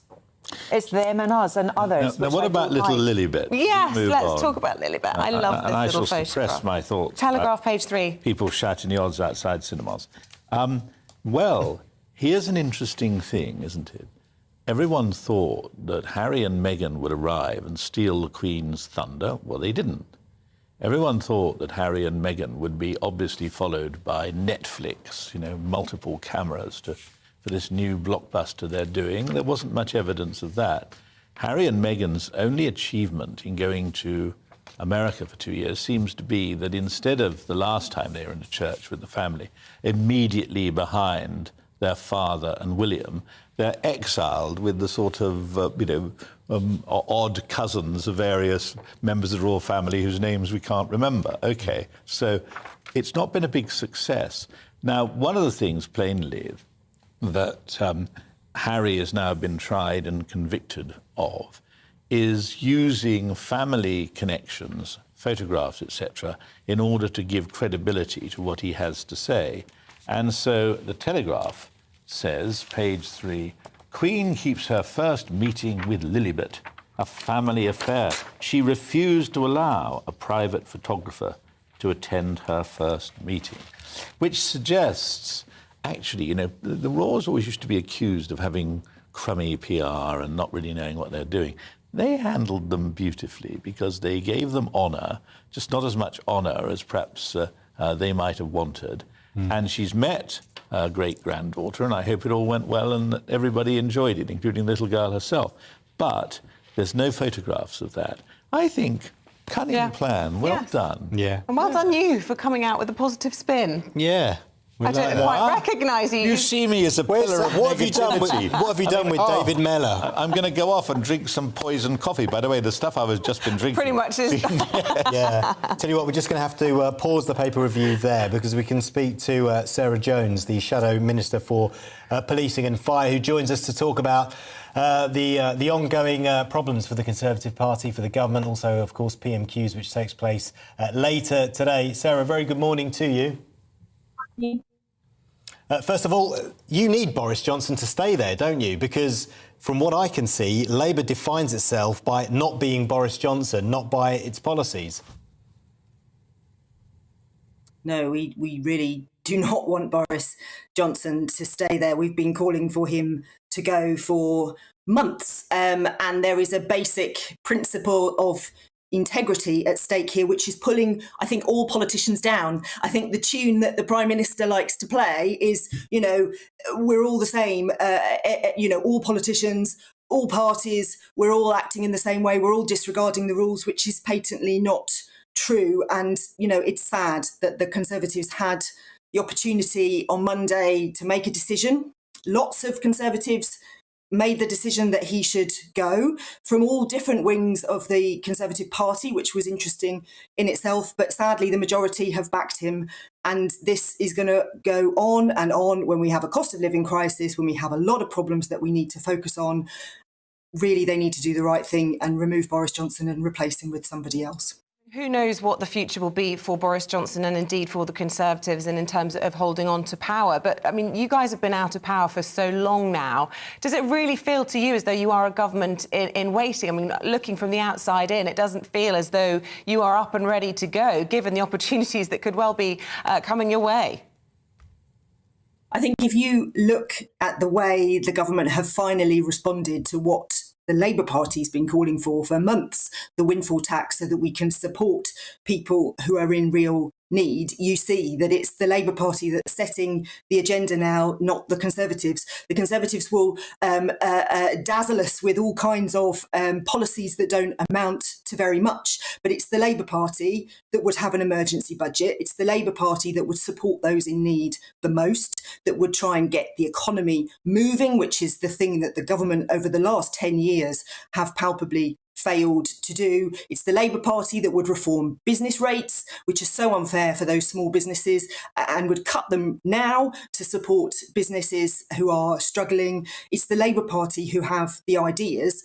We're hoping that the Conservatives will listen and do some of the things that we've called for, have that emergency budget, put those measures in place. But sadly, the Conservative Party have been in power for a long time. We know that this happens. They've run out of ideas. They've run out of road. Their leader is discredited. It really is time for them to go, and the Labour Party is absolutely ready. I'm a former senior civil servant, and I worked under a Labour government and a Conservative government, and I know that the plans that Rachel Reeves and others are putting in place will be ready to go whenever the election is. I think you need to get those ideas out there more. I just want to read to you.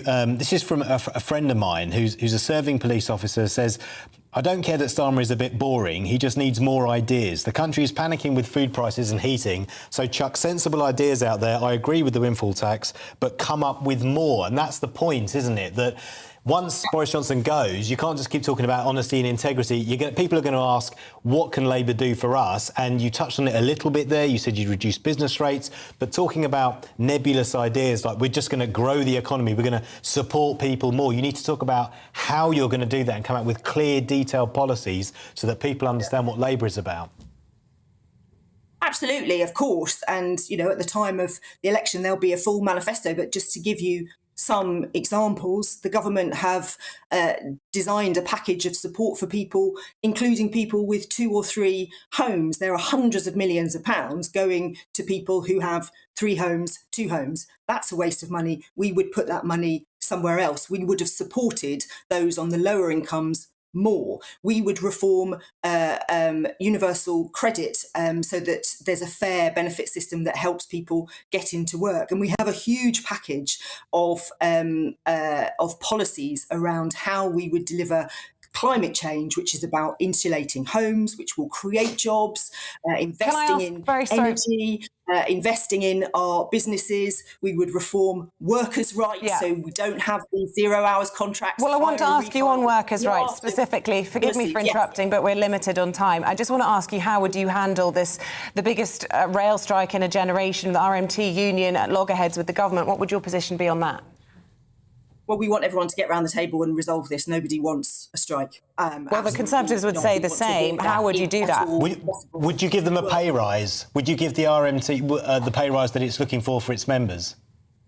Well, it's for the rail companies, Network Rail, and the government to sit down with those trade unions and negotiate. Now, do we want fair pay? Of course we do, but the detailed package of what's negotiated has to be done by them, can't be done by us from a distance. So they have to get around the table. They all have to be prepared to talk to one another and to make sure they can come to some kind of conclusion. But of course, nobody doesn't want people to have decent pay and good conditions. That is the only purpose of trade unions, to come together and try and negotiate that for their members. So nobody would deny them that right. That's a very important and fundamental part of our country. But we need to avoid strike, which is the last resort, if at all possible. So everybody needs to come around the table. We have to leave it there. We appreciate your time. Shadow Minister for Policing and Fire, thanks very much for coming on the programme this morning. Back to the papers then with former Cabinet Minister David Mellor and broadcaster Claire Muldoon. Claire, what did you have to make of what Sarah's just said there about the rail strikes? Interesting. Well, very interesting. And wouldn't commit to the pay rise. She wouldn't commit to anything, actually. But I think that's a policy that Labour have adopted. Non-committal, and also not coming up with other views or other ways to tackle problems. They just seem to be the one with the windfall tax. That was it, and now this. What's the difference? What's the opposite view that they could do, or what can they actually do to help? They're very good at berating everything, everyone that the Conservative Party do, but they don't come up with solutions. And I would like to see more of that. One of the discussions we've had this morning, David, is how both parties seem to really be suffering through being too broad a church, lots of infighting within the party. Do you think that Sir Keir Starmer is the right leader? I mean, obviously, as a Conservative, probably not that bothered, but I'm always interested in what people's views are. I mean, I'm not much of a Conservative these days. No, maybe not. I actually resigned from the Conservative Party when Ian Duncan Smith was leader. Who remembers those happy days? Turn up the volume. My resignation, but Ian Duncan Smith as leader. No, I mean, look, I think Keir Starmer is a moderate man. I think he is an intelligent man. He was Director of Public Prosecutions and so on. I think the problem for Keir Starmer is he knows that he is not leading a united party. So on issues like, for instance, the one we've just heard, he has to tread carefully. And the problem with treading carefully is the public see through that and think we're not getting, 100 pence to our pound. They're hedging their bets. They're telling the government what the government ought to do, but they're not very clear about what they want to do. Yeah. What do you think about this email from Lee DeVere, Morning Lee, who says it's time for a complete change in politics. No to Conservatives, Labour, Lib Dems, Greens. We need to start rebooting British politics and look closely at an alternative which supports the British view on Brexit. Give small parties a chance to show how integrity, honesty and straight-talking can reboot pride in our country. I guess he's talking about an alternative to first past the post. Well, I could say a rude word. I'll merely confine myself to saying rubbish. Yeah, I agree. Well, look what's happened with devolved governments. I mean, Wales. I remember now, back 50 years, God, having, starting as a parliamentary candidate and stuff like that, people used to come out with all that sort of stuff. And, at the end of the day, you have to remember the man travelling in Ireland who wants to get to Dublin, and he says to a local, how do I get to Dublin? And the local says, if I were you, sir, I wouldn't start from here. But you have to start from somewhere. Yeah, but doesn't the system need a shake-up? Because at the moment it cements the position of the main two parties, and something that shakes it up, that brings we forward need less members of Parliament. Well, yeah. And what we also need are members of Parliament to come in who have not just come up through the party ranks. And all of those are things which, if the parties were serious about presenting the public with more attractive propositions, they would try and broaden the choice of people who go into politics. What made you go into politics? Actually, you know what? I actually was quite excited about politics and thought it was... Because you were a barrister before, weren't you? Yeah, but I was in politics when I was a student and whatever. But you see, the problem that you also have in politics is those were the days when politics attracted really good people. I'm not calling myself a really good person. I remember having this conversation with Dennis Healey, actually, who in the 30s, he was one of the three allegedly brightest people at Oxford. There was Ted Heath, Roy Jenkins and Dennis Healey. And it was automatic that all three of them would go into politics, because that's where people of real ability went. And I said to him, Dennis, I don't think people like you will go into politics anymore. And he said, I hate agreeing with you, as you know, about anything, but you're right. And the problem is that, a lot of people would much sooner be doing what you guys do than being, the Secretary of State for latrines and but was not making much of a fuss. I missed that cabinet position. Where is that? Oh, I held it. They're flush with cash there. I held it. But back in the day, though, there was a ministerial code where you wouldn't have the slagging matches that are going on now between both sides of the table. We haven't got time to get into the ministerial code. They're saying wrap it up now with that awful toilet joke. Listen, guys, we'll have more from you in the next hour. David Mellor and Claire Muldoon joining us on GB News Breakfast. Stay with us. In a moment, we'll be discussing the strikes that could derail the Great British Summertime. How will it affect you? We'll have all the latest after this. See you in a moment. Hello, a very good morning to you. I'm Aidan McGivern. A cloudy and damp start for some of us this morning, but the persistent rain that we've seen go through overnight is being replaced by showers. And away from the showers, there will still be some sunshine. Nevertheless, low pressure is in charge. A weather front has been moving slowly from the west overnight, and that's coming to a standstill across central parts of Scotland. And so it's a damp morning for the central belt, and then that rain edges into the Grampians and the Highlands by later this morning. To the south of that, brighter skies, some sunny spells, but also frequent showers, some sharp showers with rumble of thunder in places. even some hail. Now, the showers will be moving through quite quickly on a breeze in the south, and away from the showers, still the potential for 22 Celsius, but the showers will be slow moving across Northern Ireland, southern Scotland and northern England, so could be some tricky conditions on the roads where those showers occur one after the other. The far north of Scotland, meanwhile, stays fine through the day. Some sunny spells here and some warmth, particularly around the northwest Highlands. But for much of the UK, it stays cloudy overnight. Further spells of rain affect parts of northwest England, southwest Scotland, North Wales as well. Generally, though, the showers and the rain eases by dawn, and there will be some clear spells, some sunshine to start things off across parts of South Wales and southern England. Areas of clouds still lurking close to the North Sea coast, so perhaps a dull start here. Showers break out for parts of northern England and Scotland by the afternoon, but a more persistent spell of rain returns to Northern Ireland, to parts of Wales as well as the southwest, particularly over the hills in the west. And the breeze picks up. Now, that breeze is going to be the main feature later Thursday into Friday and Saturday. Increasingly windy, unusually so for the time of year, with the risk of gales in the far northwest. That breeze accompanied by sunny spells, but also some showers.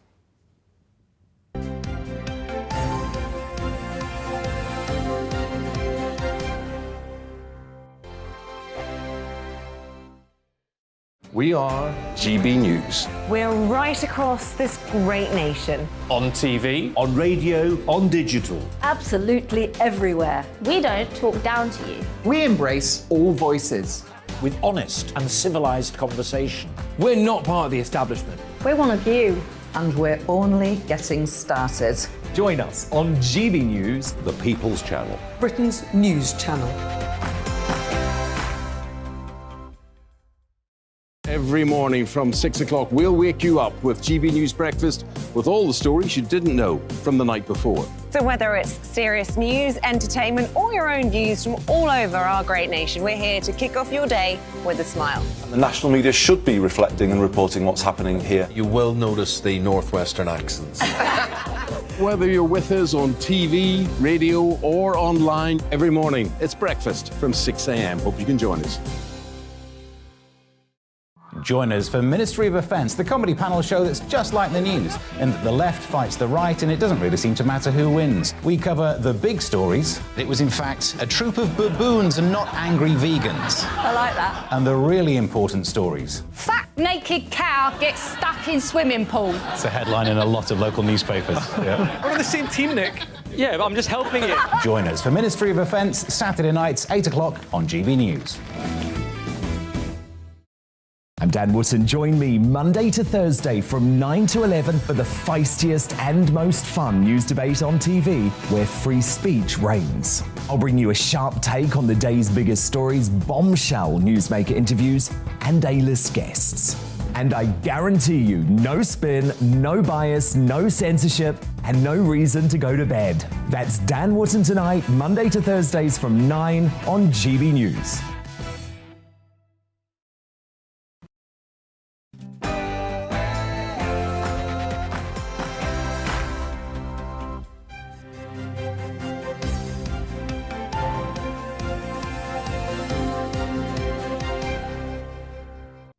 The Prime Minister promises major tax cuts as Conservative rebels plan vote strikes to try and paralyse the government. Very good morning to you. It's 8 o'clock on Wednesday, the 8th of June. This is Breakfast on GB News with Isabel and Paul. Here's what's leading the news this morning.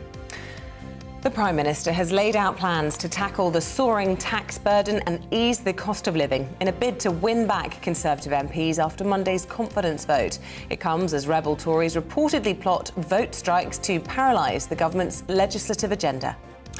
Rail unions have confirmed they will shut down the country's rail networks later this month after talks fell through. The latest travel disruption has been dubbed the biggest rail strike in modern history and will start on the 21st of June. Fuel costs have once again hit a record high as the price of petrol at UK forecourts reached 175.6 pence a litre. It comes as industry experts warn that the average price at the pump could soar to £2 a litre by the summer. We'll be talking to one of those experts in just a moment. Remember, you can join in any of our conversations this morning. We love to hear from you. Lots coming in. Lots, especially on the PM, unsurprisingly. gbviews@gbnews.uk or drop us a tweet at gbnews. And don't forget, you can subscribe to the GB News channel on YouTube, and that's where you can get all the latest on the big stories everyone's talking about.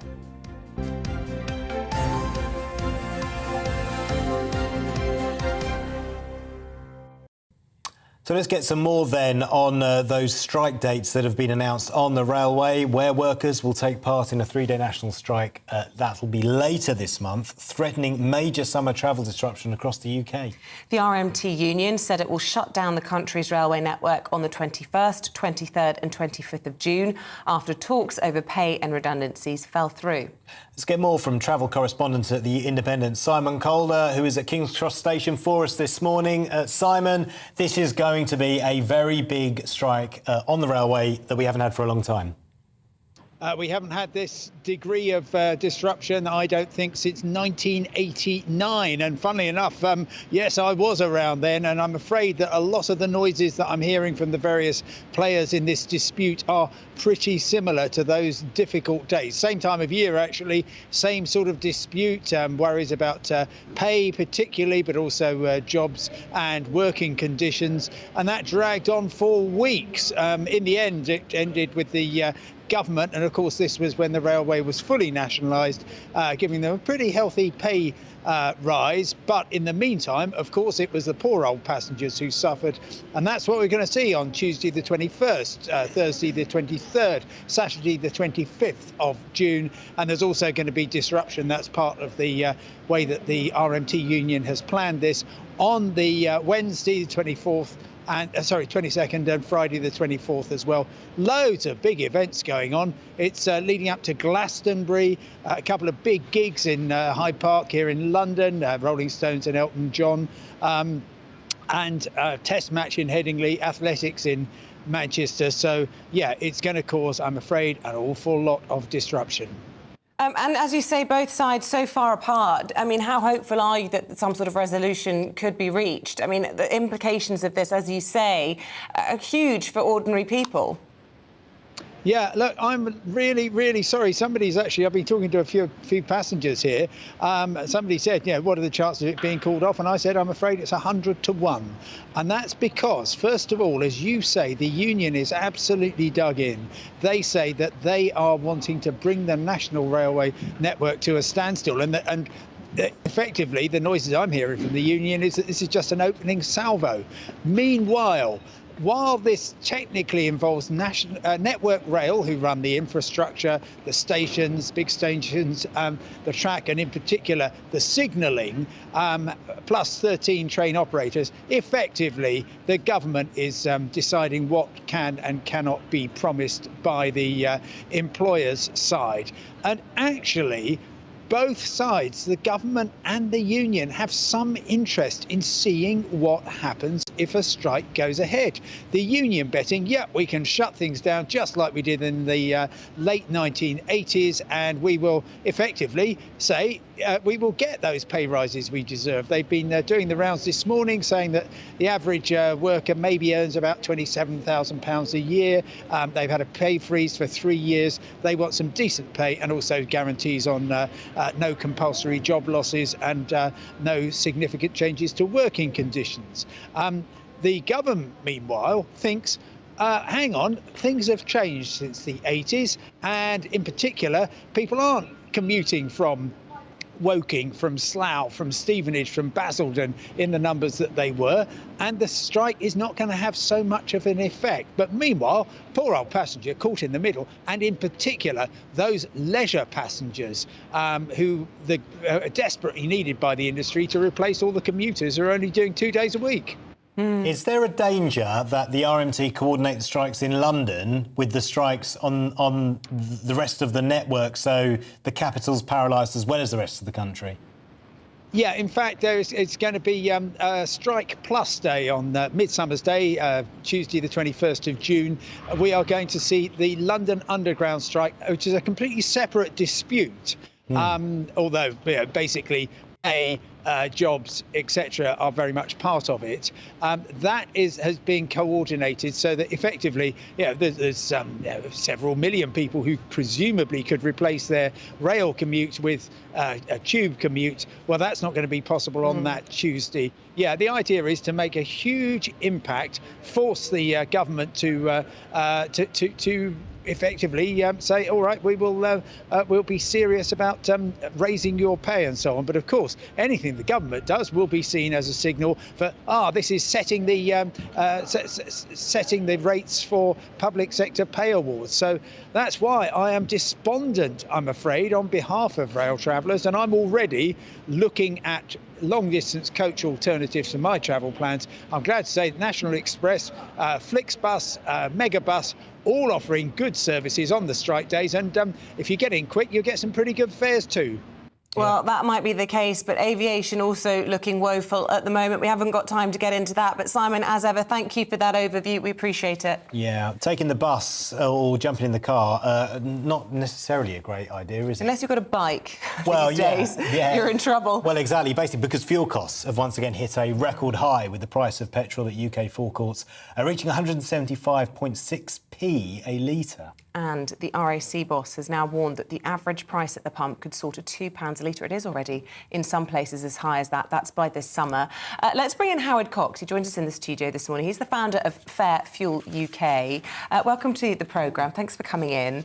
This is a really worrying picture, and in the context of all the implications that we've just been hearing from Simon Calder and the effects on ordinary commuters when it comes to trains, when it comes to tubes, when people trying to go away on holidays after years of delay. They've got all the woes on the roads now as well.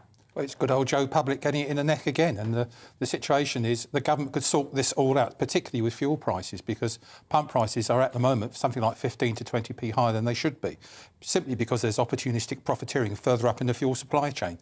And the government have allowed this to happen for decades after decades, and that's why I'm working with some backbench MPs to try and bring in a body called Pump Watch. Yeah, is that sorry? And would they advocate the naming and shaming of those who are profiteering? I know that Boris Johnson was talking about doing that a week or so ago. Well, he responded to the pressure we put on him for calling on Pump Watch. We've been fighting for this for about 4 to 5 years. The previous Exchequer Secretary before the last election was Robert Jenrick, and he asked me to go away and come up with a process of how Pump Watch would work. And we all agreed that in the initial stages it should be a voluntary process, so that garages actually volunteer to actually have perhaps a kite mark up on the garage forecourt, which simply says we adhere to fair pricing and transparent pricing when oil prices change. But that's not happening.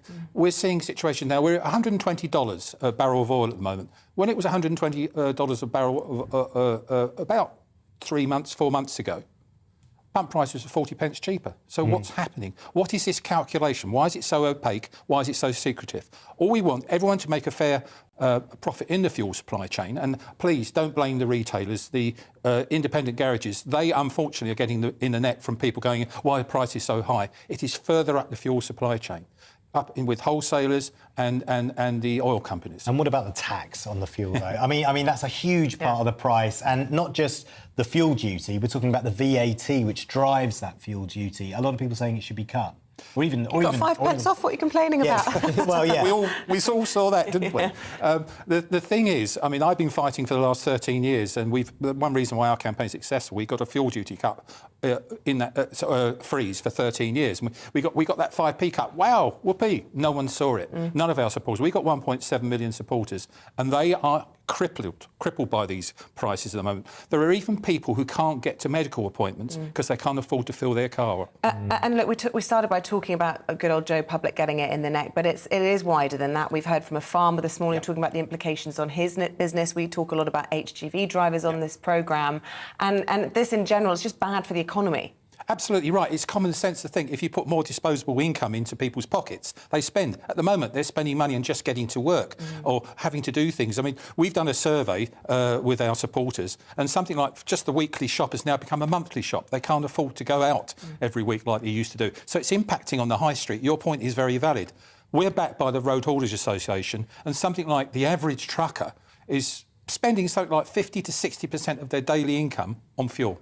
They can't invest in cleaner fuels. They can't invest in recruiting HGV drivers, training them. All those sorts of things are happening. The impact of fuel is massive, and the government, honestly, they're sleepwalking into a catastrophe here. Yeah, Howard, really good to see you this morning. Thanks so much for joining us, Howard Cox, founder of the Fair Fuel UK campaign. Let's speak to our political correspondent, Tom Harwood. Tom, Boris says that the way forward now is to cut taxes, right? So to claw back some of the political imperative. Why doesn't he just do that, especially when it comes to fuel? Well, it's so interesting. I've been speaking to a number of Conservative MPs over the course of yesterday who were really encouraged by what we were hearing out of the Cabinet meeting in the morning when the Prime Minister said that taxes need to come down. However, when ministers have been pressed on specifics over which taxes they're talking about that need to come down, they will not be drawn. Now, we're expecting some sort of economic statement jointly between the Prime Minister and the Chancellor of the Exchequer, perhaps as soon as next week. However, unless and until they point to the specifics, there's going to be some disquiet and potentially some dissent. It's interesting that Lord Frost, the former Cabinet Minister, came out yesterday morning to say that actually he would like to see some specific taxes reversed and not go forward. So corporation tax is due to rise next year. Lord Frost would like that not to happen. And indeed, of course, national insurance contributions rose 2 months ago. He would like to see that reversed. There are lots of Conservative backbenchers who'd like to see those two policy changes happen. However, as of yet, the government hasn't been drawn on that. The other things that have been brought up are, of course, the green levies on fuel and indeed specifically VAT on fuel as well. There are lots of hobby horses of members of Parliament, but as of yet, the government isn't being drawn on which specific measures it will take. Something else I asked the Prime Minister's spokesman yesterday was the overall tax burden. Because the government has been quite clever in its language when it's talking about cutting personal taxes. Now, that doesn't necessarily mean all taxes. So, for example, if the government might bring forward their income tax cuts and cut personal taxes, but go ahead with their corporation tax rise, people might have more money in their pockets, but goods might then become more expensive. So that money might not go further. And that's why the overall tax burden matters. It's not just about the personal level of taxation, but the taxation levied on spending and on corporations too. Yeah, OK, so with all of that, and hoping, as you say, some clarification from a key speech on tax tomorrow from the government, what about some of the rumblings? I mean, a lot of the papers this morning talking about the rebels perhaps vote blocking the legislative agenda of the Johnson administration, also talk about cabinet reshuffles, whether or not his fiercest rival, perhaps in the leadership contest, Jeremy Hunt, could be given the plum job of Chancellor, but moving the Chancellor would also be a dangerous move, would it not? Yes, it seems like there's a lot of speculation with regard to a reshuffle, but we're not expecting one in any short order. It might be that the government wants to keep its powder dry until after those very tricky by-elections on the 23rd of this month. Potentially that would be a time for a bigger reset in terms of government. We're hearing all sorts of rumours about who might be swapped in, who might be swapped out, which spreadsheets are keeping track of those who declared their support earlier in the week for the Prime Minister and which ministers did not. All sorts of game playing going on. But I think it's unlikely we're going to see a coordinated effort amongst the 148 MPs that voted no confidence in the Prime Minister on Monday. Why? Primarily because it's such a broad, disparate coalition of different wings of the Conservative Party. Some people want to see many more taxes cut. Other people want to see a more interventionist state. I mean, but does that not just speak of a party that is in disarray, that there is lots of disgruntlement is the right word. But, you know, how has Prime Minister Johnson unite his party behind him, which is clearly going to be key to his survival? It's very tricky because there are many different elements whereby people feel dissent towards the Prime Minister. One, of course, is policy. Another, of course, is Partygate. And another one is probably popularity. Now, he's not going to be able to unite all of those different factors because when it comes to Partygate, it tends to be people who are less worried about policy, and when it comes to policy, it tends to be people who are less worried about Partygate. But if he could get two of the three on board, he might be able to unite a sort of coalition within his party again. That's getting the party back to being popular. Now, he might be able to do that through the avenue of policy. But first, he'd have to have a more coherent policy agenda, and one that is less battered by media campaigns, by activism, or indeed by opposition politicians. If he were to set out a steady policy course and stick to it, he might win back some respect. However, looking at the last 2.5 years, that does look like a pretty steep mountain to climb. Yeah, making policy is difficult when you're fighting fires. Certainly, and indeed, this has been a very reactive government over the last 2.5 years. Now, it's fair to say it's been a very tricky 2.5 years. There's been lots of unprecedented global events that have knocked this government off course. However, it is also true to say that this government has been more willing to U-turn than governments before it, more willing to bend to pressure in various directions. Now, if the Prime Minister wants to survive, he might need to find a bit more of a Thatcherite backbone in order to win the respect of a number of grumbling MPs, because let's not forget, it's not just the 148 who voted against him on Monday. There are some more who voted with him, but begrudgingly. And keeping those on board, as well as winning over enough of those 148 back, is a big task. Because, Tom, all we have to look at is the story we led on this hour, this RMT strike on the railways. As soon as you have what is perceived to be a weak government, then you have counter moves from all over the place, which, you know, would the RMT be calling this at this time if it wasn't for the fact that the government is in apparent disarray? Well, exactly. I think at the moment of weakness is when all sides begin to pounce. And we're also hearing that potentially we're going to hear some economic moves within the Labour Party. Now, Keir Starmer became Labour Party leader, promising to raise taxes on anyone in the top 5% of earners, or even earning over £80,000, which I'm not sure is any longer in the top 5% of earners, given the inflation that's been going on. Now, it looks like the Labour Party might well be ditching that pledge, and there might be some other moves around there. All of the sort of crows are circling at this moment of weakness for the government, and there are, as you say, a lot of fires to fight. Yeah, thank you for speaking to us, Tom. Really appreciate that analysis. That's our political correspondent, Tom Harwood. It is 8:18. To bring you up to date with what else is happening this morning. A British fighter who was captured by Russian forces while in Ukraine is facing charges that carry a possible death penalty in a Russian proxy court.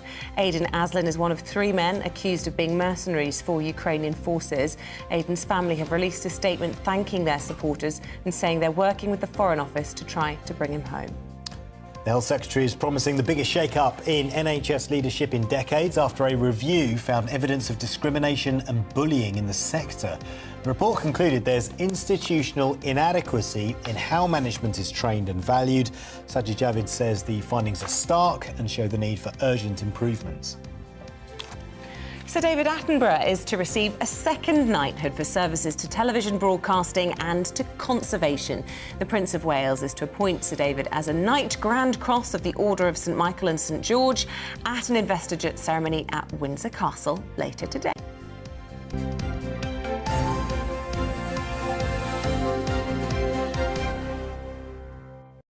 Good luck to him as well. What's not to love about David Attenborough? As you say, if Her Majesty is the nation's grandma, Sir David Attenborough is the nation's teacher. I think so. And when he talks, he could do train announcements. He could read the phone book. He could read the phone book and you'd still be listening and you'd be really interested. He's fantastic. He's wonderful. Right, it's 8:20. Let's talk about buy now, pay later, because the technology company Apple's getting involved. It's announced that this week it will introduce a scheme that it's called Apple Pay Later, a new feature allowing users to split purchases into separate instalments. Yeah, so is this a good idea? Is it irresponsible to be encouraging people to buy things that they can't afford outright?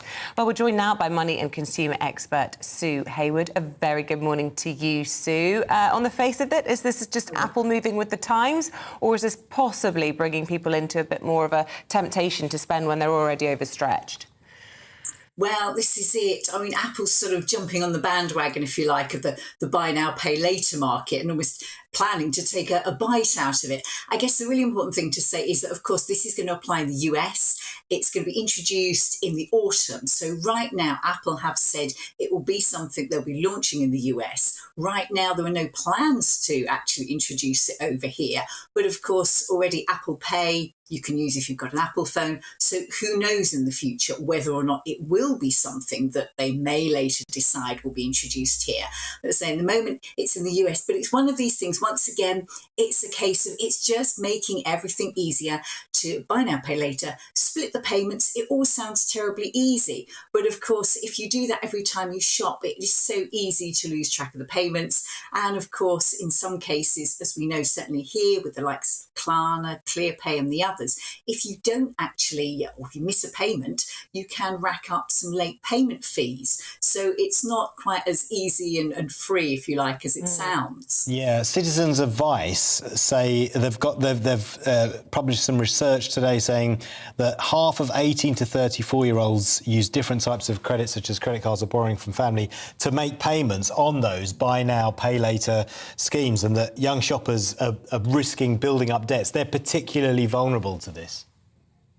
Absolutely. And I think the thing with the buy now, pay later is, of course, you're going through the online checkout, you get to the checkout, then up pops this box, do you want to split the payments? It's almost reminiscent of the days when you used to go into a shop and you'd go to the till and they'd start pushing their store cards at you and saying, do you want the store card? You can get a discount. So it's almost that push at the till rather than you actively deciding that you might want to open a credit card with a 0% deal on new purchases or whatever. I mean, I'm not necessarily saying that is a good idea. It depends on your financial situation. But I think with the buy now, pay later, it's almost that sort of push at the till. People think, oh, I could do that. It's so easy to set up. But of course, the problem is, and we've seen this slight snowball effect where, as you say, Citizens Advice are very concerned because people are jumping on this bandwagon. They're using buy now, pay later. And then, of course, if payments are going from their bank account, all sorts of different payments, it's hard to keep track on it. It's hard to budget. And in the current climate with the cost of living crisis, it just makes budgeting for everyday payments that much harder. And of course, don't forget, so many of us do return things that we buy online. And if you want to return items you've bought through a buy now, pay later scheme, you can do that. But it can sometimes take longer to get the money back. And it's just slightly more complicated, which can be a bit of hassle, to be honest.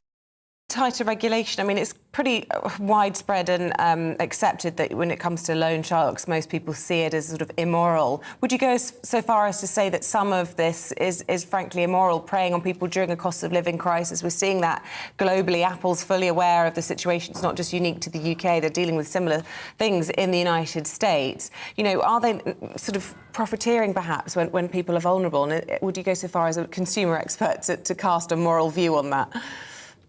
I mean, the problem is it's unregulated right now. The buy now, pay later market in the UK is unregulated, which is why the Financial Conduct Authority is concerned. And there are moves to introduce regulation. I mean, certainly there's been a consultation at government level and there's proposals to introduce some legislation to tighten the rules because, of course, right now all the companies have their own rules. Some will charge late payment fees, some don't. You can split payments maybe in 3 payments, in 6 payments, different levels. And there's a real push to actually make details clearer at the point where you sign up and say, yes, I'd like to take this buy now, pay later. Consumer groups and certainly, people like myself are saying, well, actually, if you make it really clear, then that's fine. Because for some people, if you are going to make the payments and you've got the money there, that's all absolutely okay. But of course, the problem is if you take out too many of these, you can't keep tabs on them. You find you're then going overdrawn, payments aren't being made. That's when the charges can rack up. So we just need clearer legislation and to really tighten the rules so people know what they're signing up for.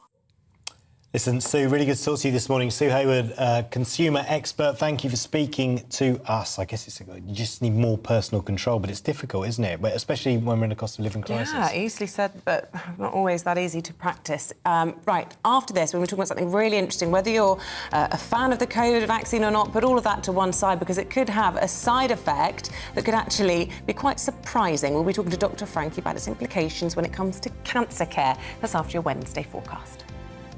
Hello, a very good morning to you. I'm Aidan McGivern. A cloudy and damp start for some of us this morning, but the persistent rain that we've seen go through overnight is being replaced by showers.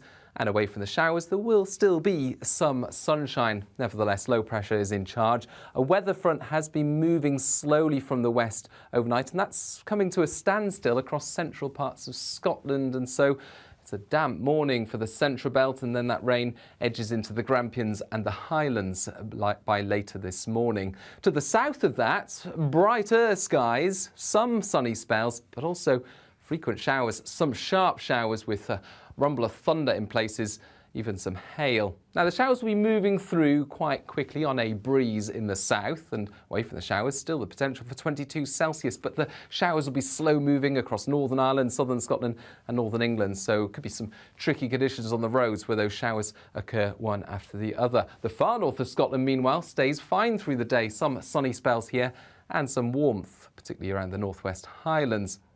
But for much of the UK, it stays cloudy overnight. Further spells of rain affect parts of northwest England, southwest Scotland, North Wales as well. Generally, though, the showers and the rain eases by dawn, and there will be some clear spells, some sunshine to start things off across parts of South Wales and southern England. Areas of clouds still lurking close to the North Sea coast, so perhaps a dull start here. Showers break out for parts of northern England and Scotland by the afternoon, but a more persistent spell of rain returns to Northern Ireland, to parts of Wales as well as the southwest, particularly over the hills in the west. And the breeze picks up. Now that breeze is going to be the main feature later Thursday into Friday and Saturday, increasingly windy, unusually so for the time of year, with the risk of gales in the far northwest. That breeze accompanied by sunny spells, but also some showers.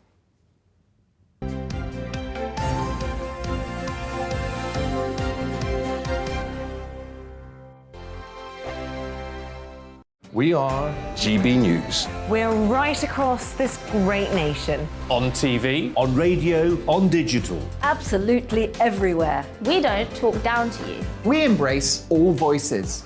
With honest and civilised conversation. We're not part of the establishment. We're one of you.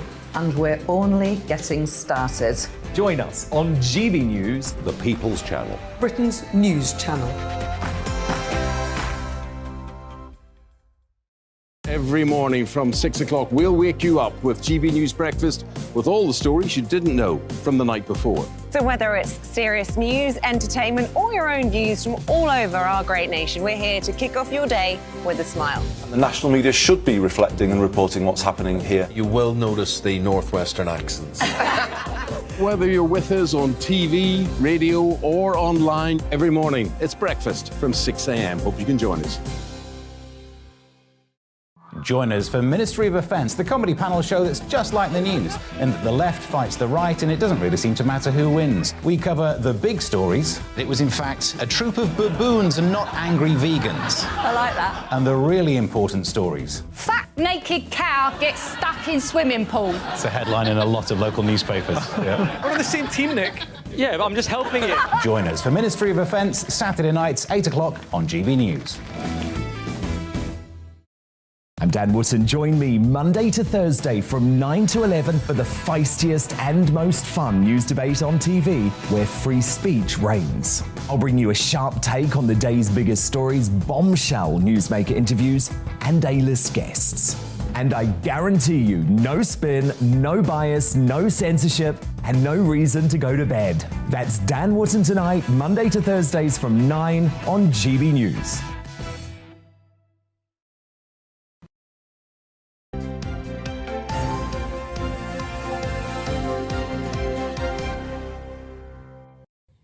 It's 8:29. Still to come on this morning's programme, is Love Island contributing to body dysmorphia problems and a rise in cosmetic procedures? At 8:45, we're having a serious conversation about this, joined by a former contestant who says she stands by her surgery. And coming up after 9, as national rail strikes are announced for the summer and GPs threaten a walkout too, we'll ask if we're returning to a 1970s winter of discontent. And remember, we would love to hear from you. So many of you have been contributing on email and on Twitter. Just a reminder, if you want to be part of that conversation, the email address for you is gbviews@gbnews.uk, or you can tweet us at gbnews.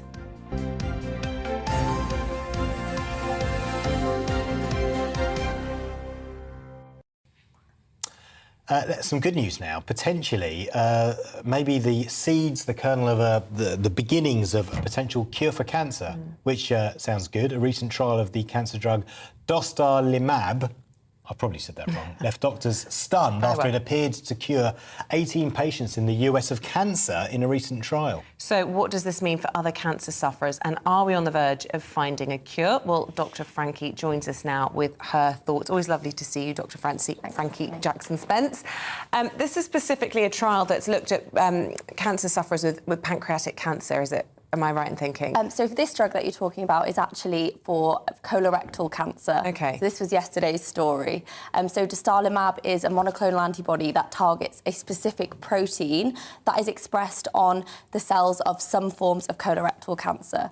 And this is a really exciting trial because it's never really been seen before that all patients in the trial showed no signs of the cancer at 1 year follow-up after receiving this drug. And that's really exciting because these are patients that would usually undergo chemotherapy and then quite life-changing surgery for their cancer. But the caveat to this is it is still a very small trial with small numbers of patients. I mean, tiny, 18. Yes, I actually think it's 12 patients that received the drug. And it's only a phase 2 trial, so larger randomised control trials are needed, but it's definitely a step in the right direction. Yeah, and is this the one that's based on the kind of the technology behind the COVID vaccine? No, so this is slightly different. So this is basically a drug that educates your immune system to target cancer. It works differently to the COVID vaccine, and there's been an exciting headline this morning about some developments in pancreatic cancer. Yeah, well, talk us through that. So they have found, basically, in a very small trial, again, I think only 12 patients, that they could create a personalised vaccine. So what they do is during cancer surgery, they take a small amount of the patient's tumour and then create a vaccine which contains the proteins from that tumour. They then inject it into the patient and it basically triggers a response whereby your body then creates proteins similar to the cancer proteins, which then gets shown to your immune system, so your immune system could then go and target the cancer. So it's a real step in the right direction for personalised treatments for patients. And pancreatic cancer, a hideous cancer. I mean, the survival rates and the speed with which it takes people's lives really makes it the worst standout cancer, doesn't it? So pancreatic cancer is one of the cancers with the worst outcomes, and this trial is giving this drug after having a surgery, which patients feel to be curative, so they're having their cancer removed. But unfortunately, about 75% of patients with pancreatic cancer that undergo surgery, the cancer actually comes back. So this new development in pancreatic cancer with the vaccine could potentially reduce that risk of the cancer coming back post-surgery. So again, a great step in the right And do you think we'd have even got here if it wasn't for the COVID? I mean, for the fact that all this research and investment went into the mRNA, yeah. mRNA. Easy for you to say. If we hadn't done all that research and there'd been so much money invested in it, do you think we'd be here today? So cancer trials looking at mRNA vaccines have actually been going on for a long time before the COVID pandemic. And actually, I think it's the reverse. So I think the COVID vaccine strategy was so quick because all of these cancer trials looking at mRNA vaccines were already underway. So I actually think it's the opposite. Okay. But it's great that we're using technologies for different diseases and different cancer types to kind of help each other out. There will be people watching this who say, oh, the COVID vaccine, I don't want to have it, I'm not sure about it, so I'm going to be quite suspicious about this technique to cure cancer. I think it's a really novel technique, and for me, personally, I work in oncology and cancer clinical trials, and if you can create treatments that are tailor-made to that patient's specific cancer, that is going to reduce the risk of it coming back over a long period, then I think that is definitely the direction that the research should be going in. And goodness me, post-COVID, we know that we really need to do something about cancer rates and treatment in this country. It's a huge problem post-COVID. Really good to get your thoughts, as always, Dr. Frankie Jackson-Spence. Thank you. Stay with us. We'll be going through the papers with David Mellor, former Cabinet Minister. Mystic Mellor. David Mystic Mellor and Claire Mystic Moulding as well, coming up after this.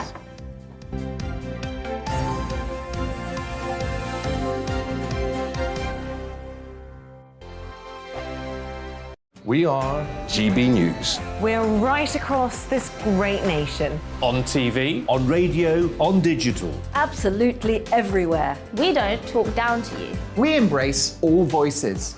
With honest and civilised conversation. We're not part of the establishment. We're one of you. And we're only getting started. Join us on GB News, The People's Channel. Britain's news channel. Every morning from 6 o'clock, we'll wake you up with GB News Breakfast with all the stories you didn't know from the night before. So whether it's serious news, entertainment, or your own views from all over our great nation, we're here to kick off your day with a smile. And the national media should be reflecting and reporting what's happening here. You will notice the northwestern accents. Whether you're with us on TV, radio, or online, every morning, it's breakfast from 6 a.m. Hope you can join us. Join us for Ministry of Offence, the comedy panel show that's just like the news, in that the left fights the right and it doesn't really seem to matter who wins. We cover the big stories. It was in fact a troop of baboons and not angry vegans. I like that. And the really important stories. Fat naked cow gets stuck in swimming pool. It's a headline in a lot of local newspapers. Yeah. We're on the same team, Nick. Yeah, I'm just helping you. Join us for Ministry of Offence, Saturday nights, 8 o'clock on GB News. I'm Dan Wootton. Join me Monday to Thursday from 9 to 11 for the feistiest and most fun news debate on TV, where free speech reigns. I'll bring you a sharp take on the day's biggest stories, bombshell newsmaker interviews, and A-list guests. And I guarantee you, no spin, no bias, no censorship, and no reason to go to bed. That's Dan Wootton tonight, Monday to Thursdays from 9 on GB News.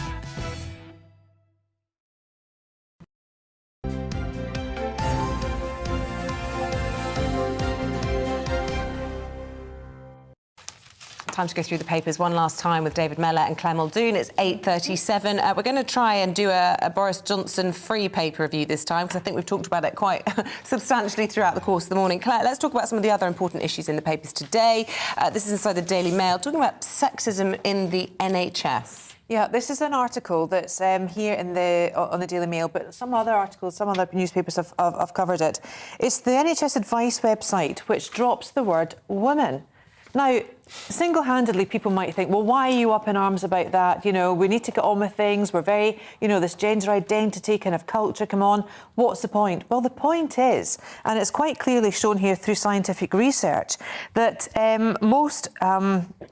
the move has come under fire, according to The Times, from researchers into birth and childcare who worry that those with poor language skills, who already have worse health outcomes, could find it difficult to understand the website. Now, this is, in fact, in part, due to women's cancer, biological women's cancers to do with the cervix, to do with wombs, and to do with reproductive systems. So if they remove the word woman from that, they're then putting in very technical jargon that would actually deter women from seeking advice, because they don't understand what they're reading on the website. And research has shown that if people are ill, they go to the website to click on, because GP, we can't get doctor's appointments.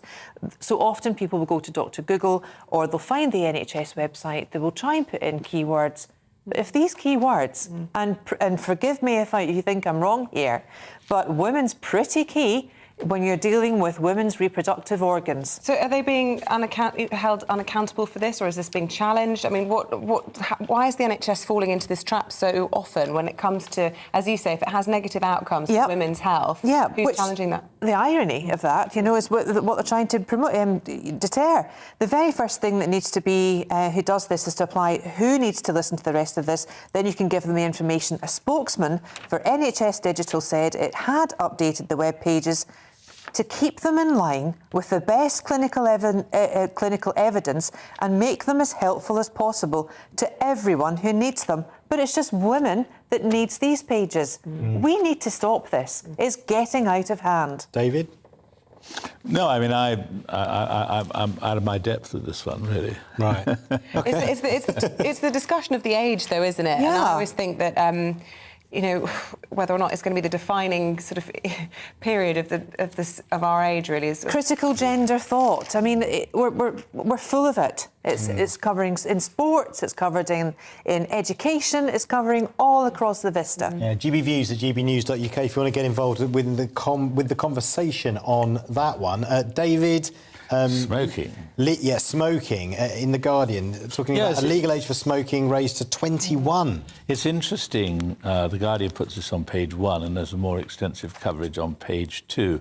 This is apparently a project set up to examine, by Sajid Javid, to examine whether there would be a case for raising the legal age for smoking to 21.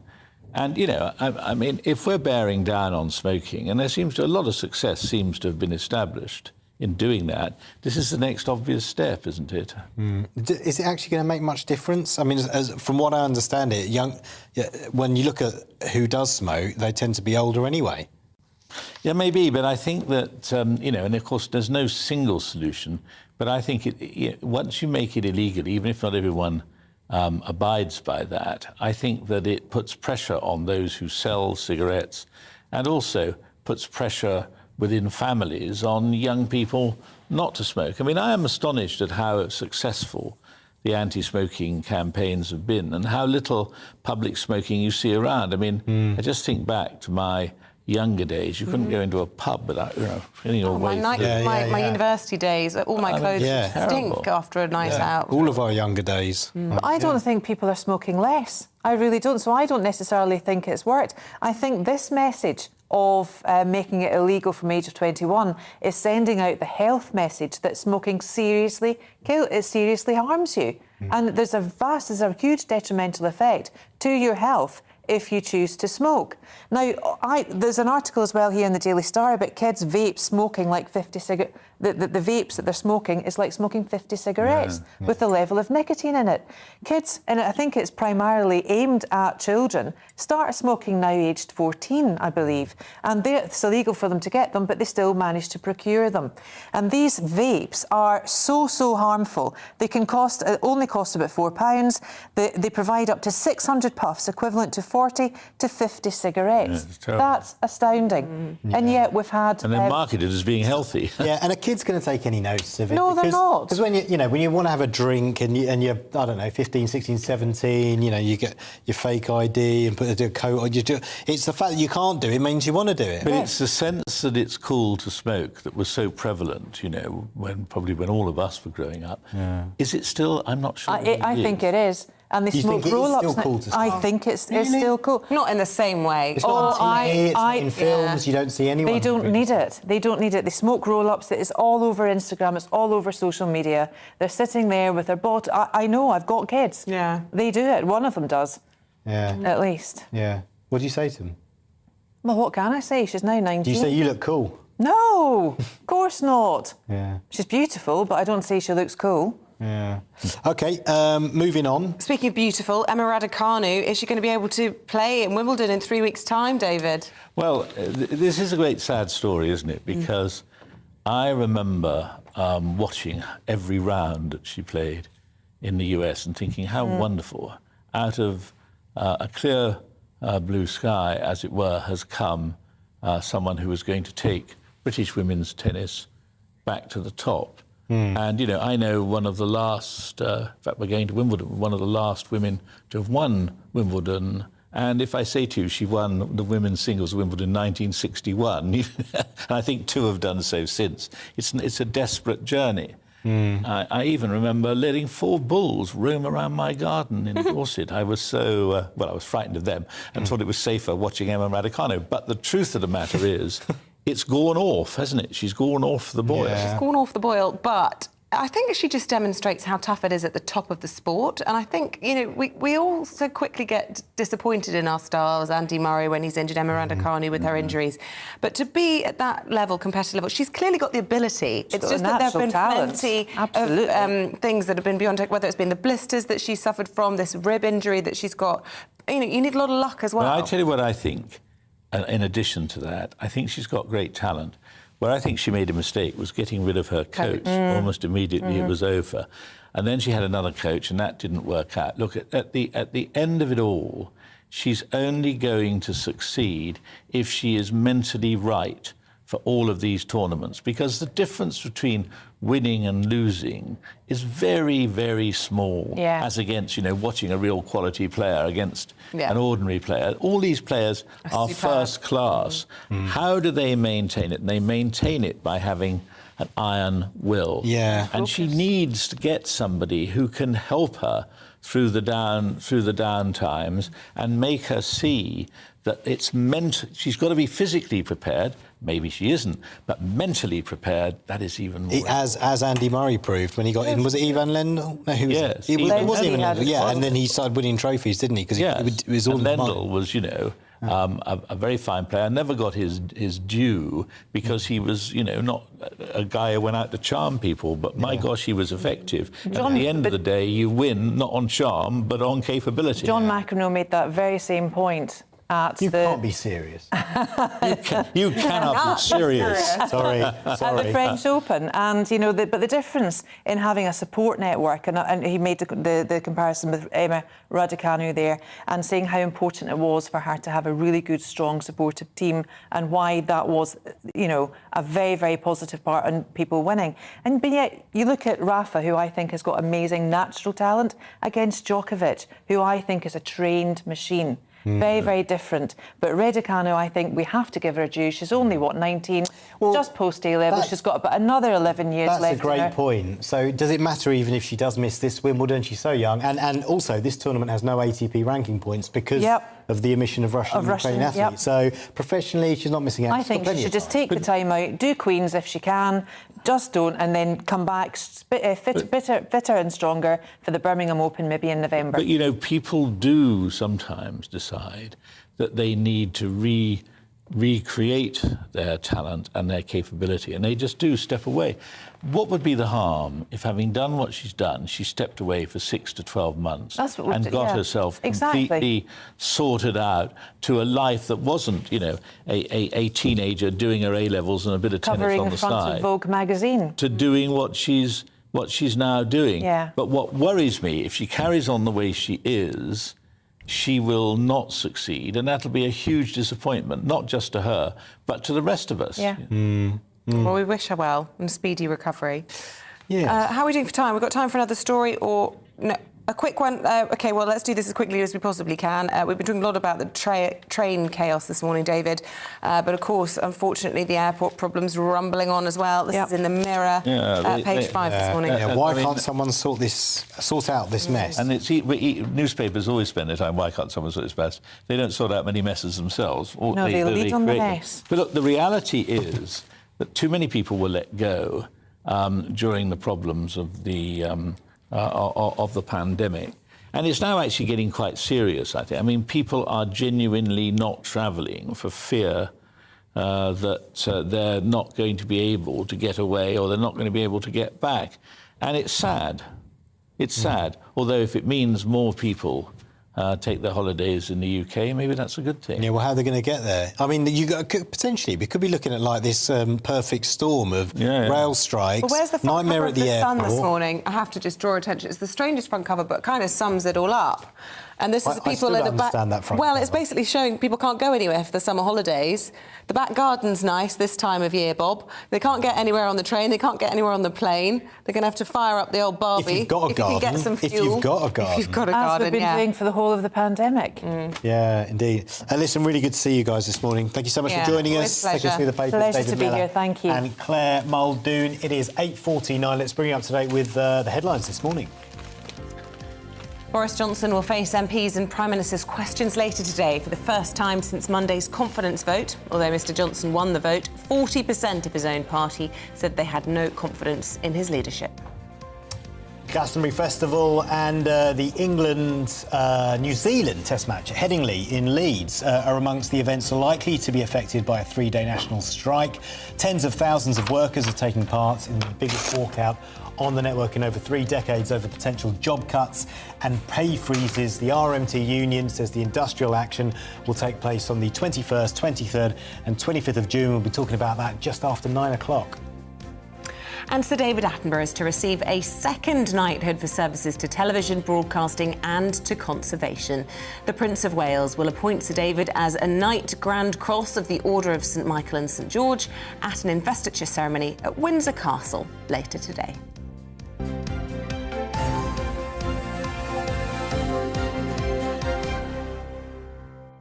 One of the most camera-shy, humblest people you'll ever meet, Sir David Attenborough. Have you met him? Yeah, I've met him, and he's just so humble and not at all self-centred. It's all about, you know, conservation, and yeah, he's a national treasure. What a man. Right, it is 10 to 9. Let's talk about Love Island. That is not the Irish Tourist Board's latest campaign. We mean Love Island, the programme. Made its big return this week. And along with the romantic drama, the series always seems to bring in an influx of plastic surgery inquiries. In fact, the rise has been dubbed the Love Island effect by some surgeons. So, is the show to blame for body dysmorphia problems? Let's speak to ex-Islander Sharon Gafka. A very good morning to you. Thanks for coming in this morning. Look, it's very easy, isn't it, to blame Love Island for this increase in love of plastic surgery, but it's a bit like the chicken and the egg. Which came first?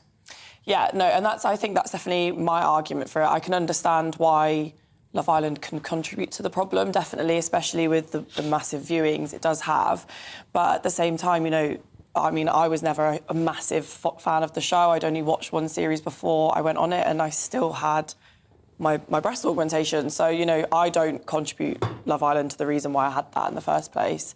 And I do think there's other aspects of, like, social media, what people are looking at in terms of pornography, that contribute just as much, if not more. Yeah, but it does feed into that insecurity amongst all people. I was going to say young people, but people of all ages can watch it and, you know, and then they're worried about how they look and then they feel pressured to do something about it. It's not healthy. No, I can definitely agree with that. And, you know, I've been a massive advocate for having, you know, bigger body diversity in terms of contestants and candidates that are on Love Island. And, you know, but the thing is, though, a lot of contestants have never had plastic surgery, but people automatically assume because you're on Love Island, you have had plastic surgery. Is that, I mean, statistically, is that true? I mean, would you not say that most contestants have had some sort of, whether it's surgical or not, you know, we're talking about lip fillers or false, it's the sort of fake title, I suppose, false lashes and all the rest of it. Sometimes they just look not particularly like the way God made them, if you will. I mean, you could say that about anybody that's had their hair dyed, right? Yeah. So if we were going to be nitpicky, you could say that about any single person that's ever had any sort of tweak, even having your eyebrows waxed, because that's not the way God made you. Yeah.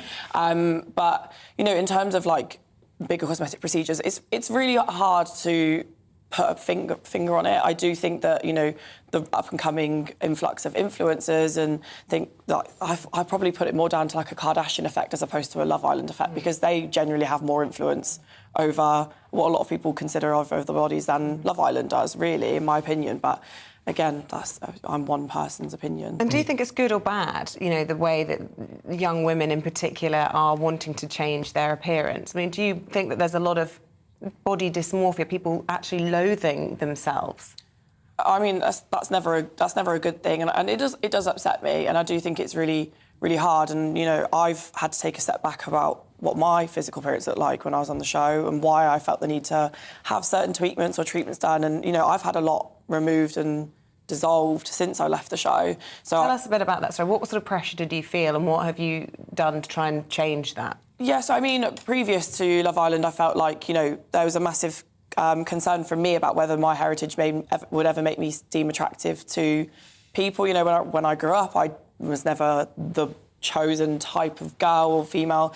So, you know, I had treatments done because I thought, you know, it would make me more attractive, it would make me feel better about myself. And actually, you know, coming onto the show and then coming off it, I was like, did it make me feel better about myself? Not really. So, you know, I've had all of my lip filler dissolved. I stand by my breast augmentation. Like, that was specifically for me, to make me feel more in proportionate to my body. You know, if you met me down the street, you would never know. I don't think sat here now having this conversation, you would know at all.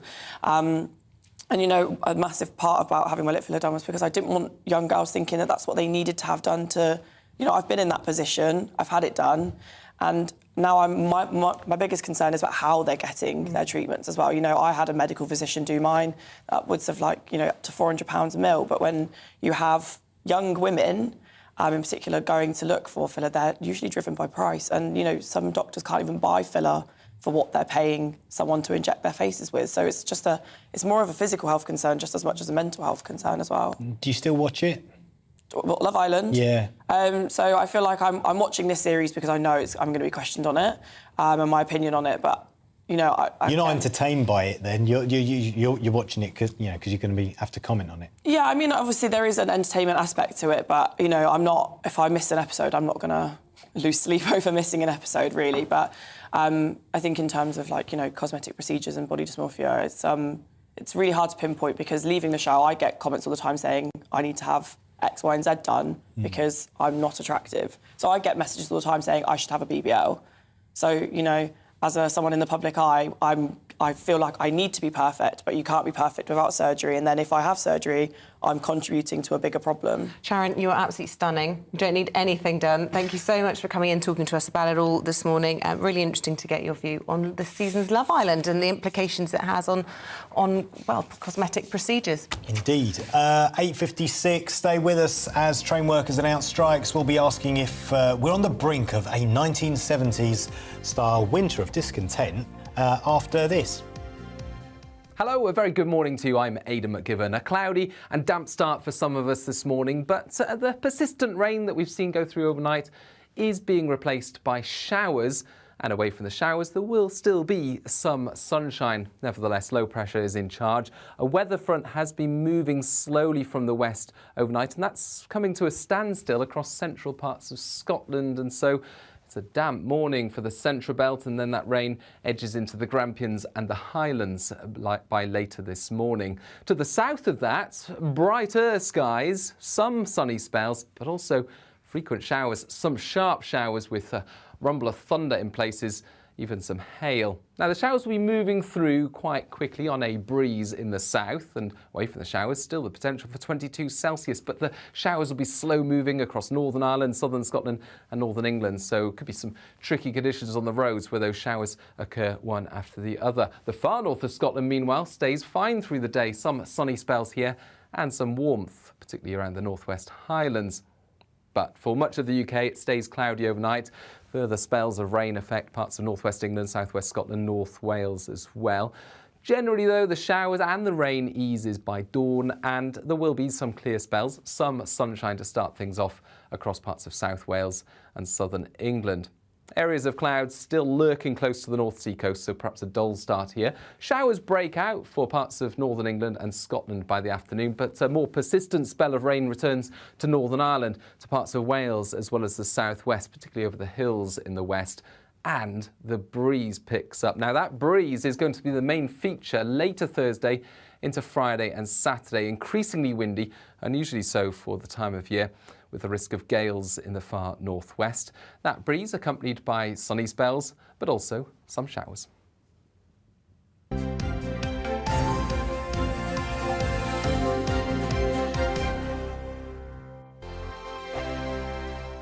We are GB News. We're right across this great nation. On TV, on radio, on digital. Absolutely everywhere. We don't talk down to you. We embrace all voices.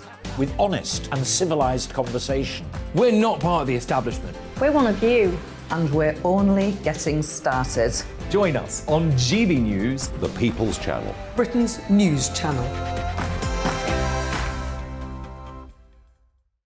Every morning from 6 o'clock, we'll wake you up with GB News Breakfast with all the stories you didn't know from the night before. So whether it's serious news, entertainment, or your own views from all over our great nation, we're here to kick off your day with a smile. The national media should be reflecting and reporting what's happening here. You will notice the northwestern accents. Whether you're with us on TV, radio, or online, every morning, it's breakfast from 6 a.m. Hope you can join us.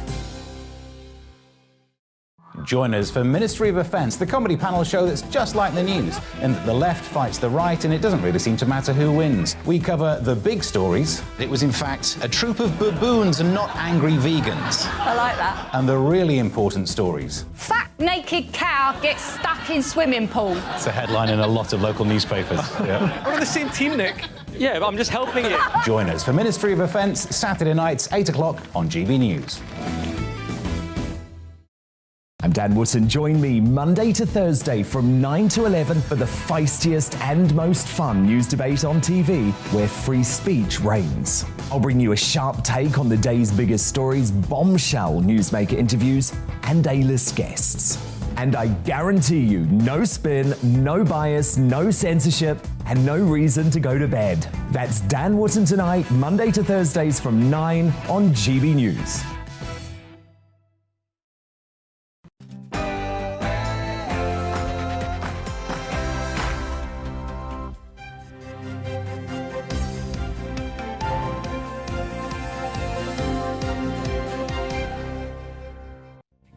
The Prime Minister promises major tax cuts as Conservative rebels plan vote strikes to paralyse the government. Good morning, it's 9 o'clock on Wednesday, the 8th of June. This is Breakfast on GB News with Isabel and Paul. Here's what's leading the news this morning. The Prime Minister has laid out plans to tackle the soaring tax burden and ease the cost of living in a bid to win back Conservative MPs after Monday's confidence vote. It comes as rebel Tories reportedly plot vote strikes to paralyse the government's legislative agenda. Rail unions have confirmed they'll shut down the country's rail networks later this month after talks have fallen through. The latest travel disruption has been dubbed the biggest rail strike in modern history and will start on the 21st of June. Fuel costs have once again hit a record high as the price of petrol at UK forecourts reaches 175.6p a litre. It comes as industry experts warn that the average price at the pump could soar to £2 per litre by the summer. And don't forget, we love to hear from you throughout the programme. Get involved in the conversation. This is the People's Channel. Email us, gbviews@gbnews.uk, or tweet @GBNews. And don't forget, you can subscribe to the GB News channel on YouTube to get all the latest on the big stories everyone is talking about.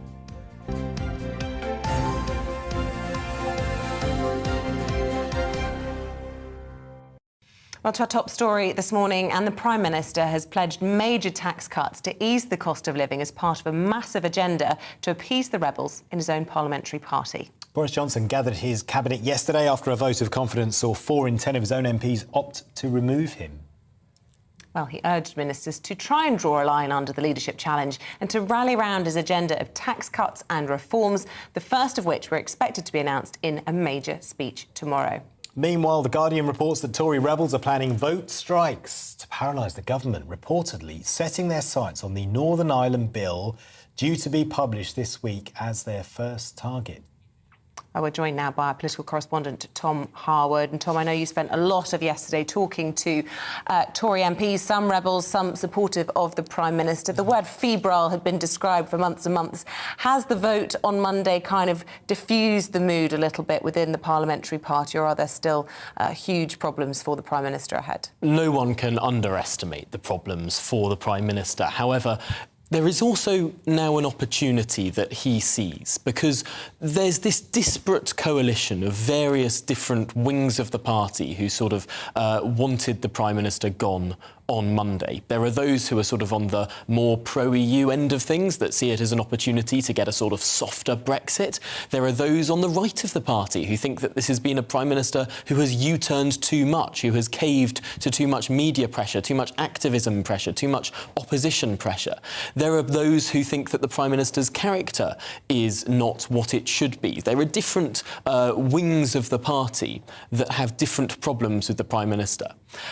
And in that lies an opportunity, because this isn't just about Partygate. If this was only about wine or cheese or beer or cake, the Prime Minister probably would have suffered a smaller rebellion on Monday. This is about other things that have been bubbling for some time. And yes, Partygate acted as the catalyst to open that door. But because that door has been opened on those other issues, it means the Prime Minister can look to those other issues to try and win back some of those who moved away from him. And we're going to see the first move on that tomorrow. We're going to see another move on that early next week. There's going to be this sort of policy blitz from the Prime Minister. First, we're expecting to hear some issues with regard to housing, with regard to childcare, and then we're going to see a more detailed economic strategy with the Prime Minister and the Chancellor at the start of next week as well. There's going to be this iterative process of more and more announcements, and what Conservative MPs, certainly some of those who rebelled on the right of the party, and there's a growing number of those. This was almost easier to contain for the Prime Minister when he could dismiss it as just sort of recalcitrant Remainers opposing him. It's harder now you've got voices on the right of the party. They may well be able to be assuaged by an agenda of cancelling those corporation tax rises, bringing forward an income tax cut, potentially looking at other areas of taxation to revitalise the free market side of the party. The Prime Minister has an opportunity to win back trust and support there, but he's going to need to find a backbone to do it. Yeah, so the problem is, of course, if they bring forward that income tax cut that Rishi Sunak announced for later in the Parliament, what are they going to have in their back pocket for when the election comes along? Yes, certainly there's going to be problems there, but to some extent, this is about survival for the Prime Minister. Yeah, forget about the election for now. Isn't that part of the problem, Tom, that you were just describing? That some of the criticisms of him is that he's just been a sort of reactive Prime Minister, constantly responding to crises, and that there hasn't been a clear sort of agenda. And this would be, yes, responding to his rebels directly, but then sort of throwing him off course for later on in the electoral cycle, as Paul points out. Well, not necessarily, because this could be every cloud having a silver lining sort of situation. With regard to the Prime Minister finding an agenda, finally, something that is almost more ideologically coherent. We've heard him talk a lot about levelling up, but if you talk to different MPs across the party, few people can give you a vision as whether levelling up means cutting taxes and spurring businesses, or whether it means moving money around and redistributing cash to areas that have had less economic growth. There hasn't been a coordinated thread through this agenda. So if the Prime Minister can finally find one, and if that can spur the sclerotic growth that we're expecting over the next 2 years, perhaps that then is his message to take to the country. Less, I'm going to promise you something in the future, but actually look how I've turned around the economic fortunes of this country. Tom, thank you so much. That is our political correspondent, Tom Harwood, who will be back at 9:30 with the briefing. That was a very brief briefing. Later on, there's a bigger briefing. So Tom will be back at 9:30. On to the other big story of the morning. Railway workers will take part in a 3-day national strike later this month, which could cause major summer travel disruption across the UK. Yeah, this is the RMT union saying it will shut down, that's their words, the country's railway network on the 21st, 23rd and 25th of June after talks over pay and redundancies fell through. This coming after tube strikes and GPs threatening to walk out over new opening times. So what's behind this wave of strike action? Let's get more now from the economics commentator, Laurie Laird, and friend of the programme. Good morning to you, Laurie. What's your take on all of this? You know, to a certain extent, this is inevitable. You tend to see a lot more strike action when a great percentage of the population is employed. So workers have a lot more power than they did, and the unemployment rate is very, very low. It's where it was pre-pandemic. A lot of people have left the workforce. That means Labour has a little bit more power than it has had over the past couple of years, past couple of decades, to be honest. Keep in mind, though, that union membership is so much lower, because the comparison is 1978, 1979, which you probably barely remember. But we're talking about it, that was the winter of discontent. Is this the summer of discontent? Difference is that fewer people, a lot less of the workforce is unionized. So that means that these stoppages will probably have less of an effect on our daily life. 50,000 workers, though, involved in this strike, potentially. Still a significant number. Absolutely. But again, less unionized. Most of the unions are in the public sector, and they do have a grievance.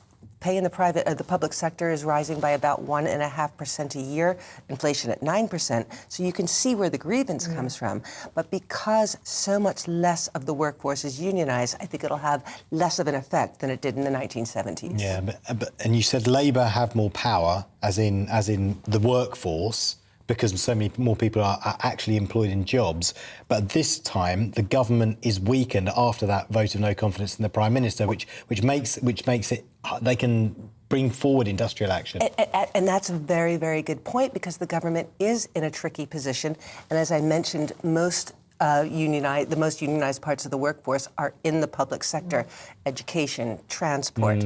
And so the person on the other side of the negotiating table essentially is the government. So we're going to have to see what the pain point is for the government with negotiating. So do you think we're going to see the big comeback of unions then in the next few years as we're facing a cost of living crisis? Isn't it? And the head of the unions have said, Sharon Graham, the head of Unite, the biggest union, has said this is a moment of rebirth for the unions. Very interesting question. I think that the situation that's changed is so many of us are now self-employed. About a fifth of the workforce is self-employed. So it's difficult for people to unionize in that way. If you think of delivery drivers, so many people are sole traders. Much more difficult to unionize, much more difficult to act together. Class action, yeah. So if you're Boris Johnson and you've got this big rail strike on the way... That's a bit of a stretch. How do you, or you're just the government, how do you deal with this then, with this rail strike? You know, because they want a pay rise, but the government are saying, well, no, we've put enough money into the railways now, you can't have a pay rise, we just simply can't afford it, and you need to modernise and be more efficient. It's a tricky one because, again, pay rises in the public sector are so paltry. Pay rises are about 8% in the private sector. This is on a year-on-year basis, 1 and a bit % in the public sector. So you can see where they're coming from. This government has said we want to avoid borrowing because we want to effect a tax rise before 2024, which is when we think the next election may be.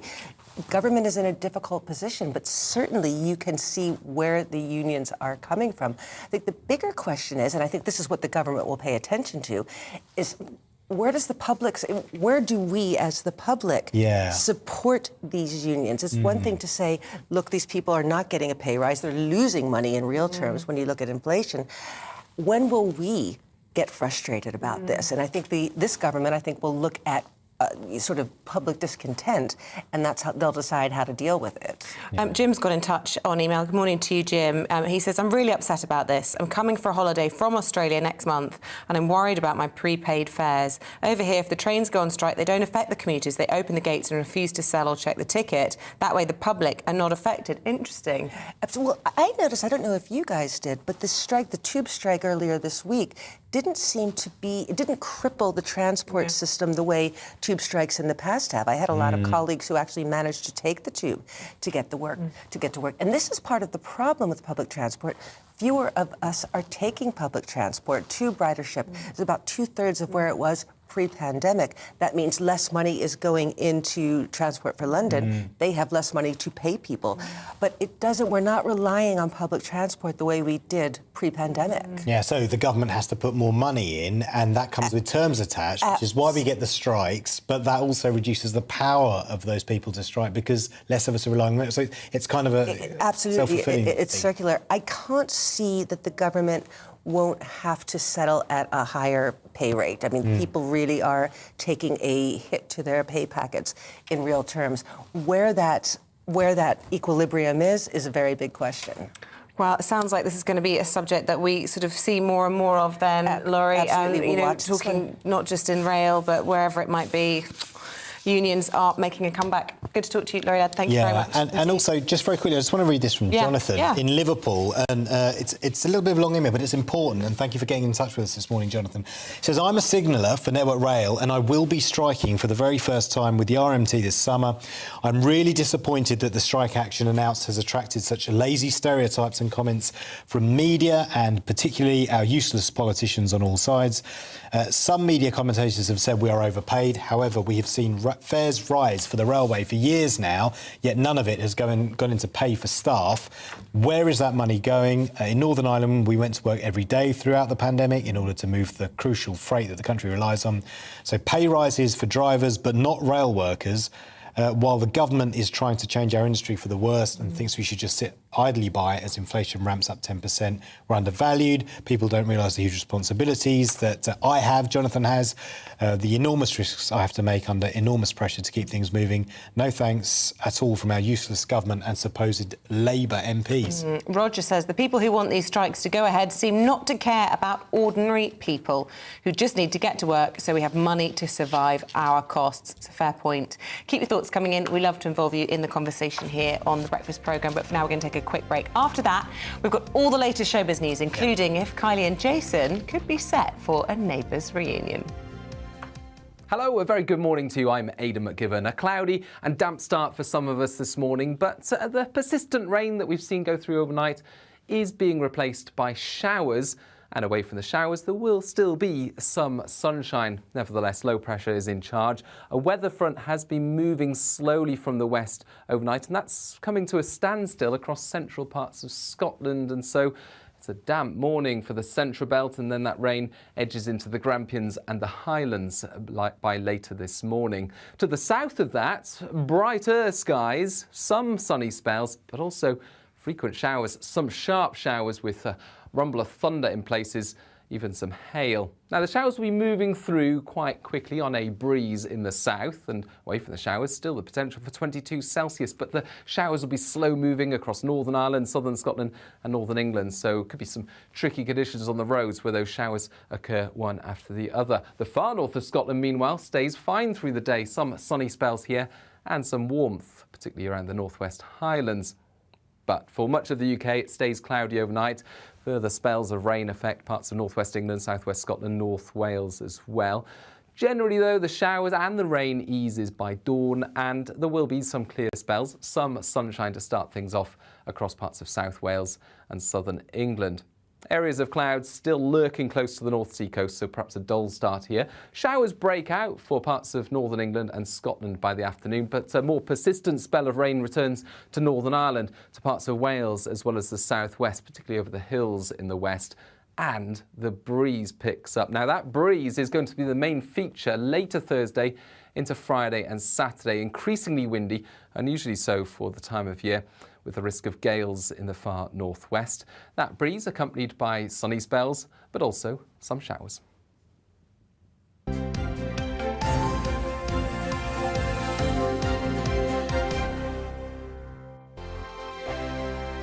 We are GB News. We're right across this great nation. On TV, on radio, on digital. Absolutely everywhere. We don't talk down to you. We embrace all voices.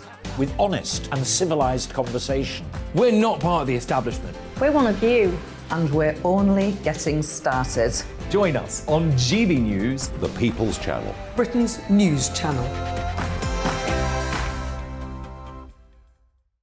Every morning from 6 o'clock, we'll wake you up with GB News Breakfast with all the stories you didn't know from the night before. So whether it's serious news, entertainment, or your own views from all over our great nation, we're here to kick off your day with a smile. The national media should be reflecting and reporting what's happening here. You will notice the northwestern accents. Whether you're with us on TV, radio, or online, every morning, it's breakfast from 6 a.m. Hope you can join us. Join us for Ministry of Defence, the comedy panel show that's just like the news, in that the left fights the right and it doesn't really seem to matter who wins. We cover the big stories. It was in fact a troop of baboons and not angry vegans. I like that. And the really important stories. Fat naked cow gets stuck in swimming pool. It's a headline in a lot of local newspapers. Yeah. We're on the same team, Nick. Yeah, but I'm just helping you. Join us for Ministry of Defence, Saturday nights, 8 o'clock on GB News. I'm Dan Wootton. Join me Monday to Thursday from 9 to 11 for the feistiest and most fun news debate on TV, where free speech reigns. I'll bring you a sharp take on the day's biggest stories, bombshell newsmaker interviews, and A-list guests. And I guarantee you, no spin, no bias, no censorship, and no reason to go to bed. That's Dan Wootton tonight, Monday to Thursdays from 9 on GB News.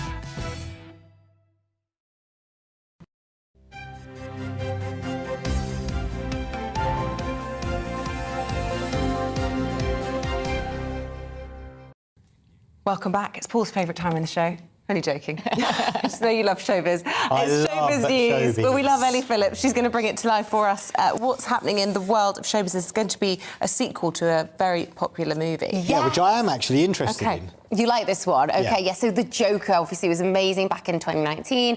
It was nominated for, I think, 11 or 12 Oscars in the end, and Joaquin Phoenix won for Best Actor. The sequel has been announced, which is incredible. You can see here. We had director Todd Phillips put this up on Instagram last night, and we can see that the title for the sequel is going to be Folie à deux, which means shared madness. It's French. It literally means shared madness. And they also put this picture up of Joaquin Phoenix reading the script.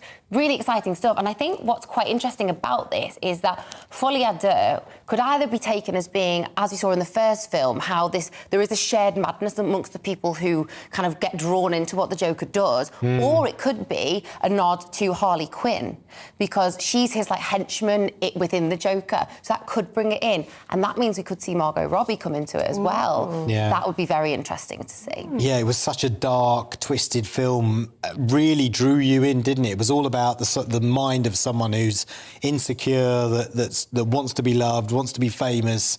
I mean, he could have been in Love Island, couldn't he? He could have been in Love Island, exactly. I don't think Love Island's quite as dark as that, but yeah, you're right, it was twisted, it was totally unexpected, and I think that is definitely where this next film's going to go as well, because it's going to build on the success. They made $1 billion from the first film with a budget of $55 million, so it's definitely worth it for the filmmakers. Yeah, the writing's fantastic. Talking about comebacks, Kylie and Jason. This is my era of Neighbours. Yes. I mean, I remember crying when Kylie left Neighbours when I was about 6 years old, to my grandparents' horror. But they're going to come back. Yes, so we know they're definitely going to be back. We've seen pictures of them on the set filming already, back as Scott and Charlene, but now the Sun are reporting that they're actually going to take part in the very, very final scene, and that they'll turn to each other at the end on Ramsey Street and say, "We're home." So I think it's a really fitting ending. And something else that's come out as well is that apparently the writers are scripting it so that it can make a comeback should someone want to resurrect it in future, which is nice. It kind of leaves the door open. That's clever. Someone with a lot of money comes in. The two people that I want to come back in Neighbours, I don't think can, because I don't think they're no longer with us. Mrs. Mangle and Bouncer the dog. They were your faves. Yeah. I think everyone has... The iconic scene for me in Neighbours was the weirdest... It's possibly the weirdest scene in TV history, where they imagine Bouncer getting married to another dog. A dog getting married to another dog. Yeah, and then it goes into this misty and they're going, what would that be like? And then it kind of moves into this sequence where Bouncer's getting married to another dog in a made-up wedding. It's all very weird. If you put in Bouncer and wedding, weird animals on Neighbours. I remember Carl and Susan having a pet sheep that used to come into the house. I missed that. Other favourites, I used to love a bit of Joe Mangle. Yes. Is that his name? No, not Joe. Yeah, Joe Mangle. Paul Joe Robinson. Mangle. Paul Robinson was another. They're still around, aren't they? Yes, they are. And do you know what the thing is, I think, with Neighbours is that everyone, because it was on for so long, everyone connects with it at a different point in time. And Do you everyone remember has those Melanie memories. with the laugh? With the laugh. She had this awful laugh. Do you remember? No, I'm on my own with now. massive glasses, right? Yes, and she used just this awful laugh, a bit like the one from Friends, Janice. Yes, Like really she trademarked that. Is Lassiter's still going? Is it Lassiter's? No, I think so. If it's not, I think they'll probably do it. Yeah, what was this called? Ramsey High Street. The pandemic must have finished off Lassiter's. Must have. But the last episode, it airs on Monday the 1st of August, so that's going to be when we see how it actually does end. So we'll see with that one. Good stuff. Yeah. Do you want to talk about celebrity divorces, the aftermath, or celebrities getting together? I think let's do some celebrities getting together. This is really nice news. So it's nice to do some fun stuff. Ollie Murs is engaged, which I think is wonderful. He's super happy. He's 37. He's engaged to a bodybuilder called Amelia Tank. They first got together in 2019. I've got to say, what a great name for a bodybuilder. Amelia Tank, you know what I mean? You can't go wrong. I hope she doesn't look like a big bodybuilder. Phenomenal. No, she's ripped. Tiny wee. And he's credited her for helping him get in shape both physically and mentally, so it's really helped him that way. He proposed on Saturday at a day at the beach. It looked like they went hiking. Put pictures up yesterday, and she's since said that her mum and brother were there as well, so they got to celebrate as a family, and that she's already cracking on with the wedding planning. So I think that's really hopefully fun. he takes her surname. That would be so cool. I mean, that would be great. Why do you say that? Well, because it's Tank.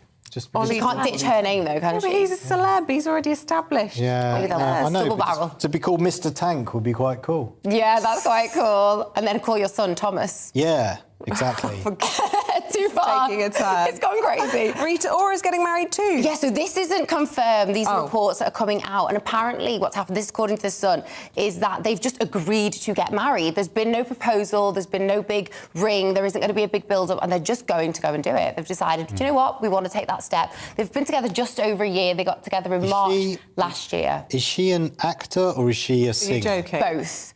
Oh, technically. sorry, forgive me. I don't know. She's known as a singer, but she also does do some acting as well. She was in a remake of Oliver Twist, when she tried to like step into acting a little bit. But he is a director, and he's the director of Thor. What did she play in Oliver? I'd never It was like they reimagined all characters. Oh right, fine. Fine. See what I mean? Okay, yeah, fine, yeah. fine. It was like a really modern-esque version right. of it. I was just thinking. But he's the director of Thor. This will be his second marriage, and he's got 2 children with his first wife. But this will be her first marriage. Okay, and on to happier things. Johnny Depp and Amber Heard. The aftermath on social media. So this is just a bit kind of jaw-dropping in a sense. So he's just joined TikTok, and within 24 hours, he's got 7.4 million followers, which is jaw-dropping. I need to get on TikTok, don't I? I know. We'll do some dances later, it's fine.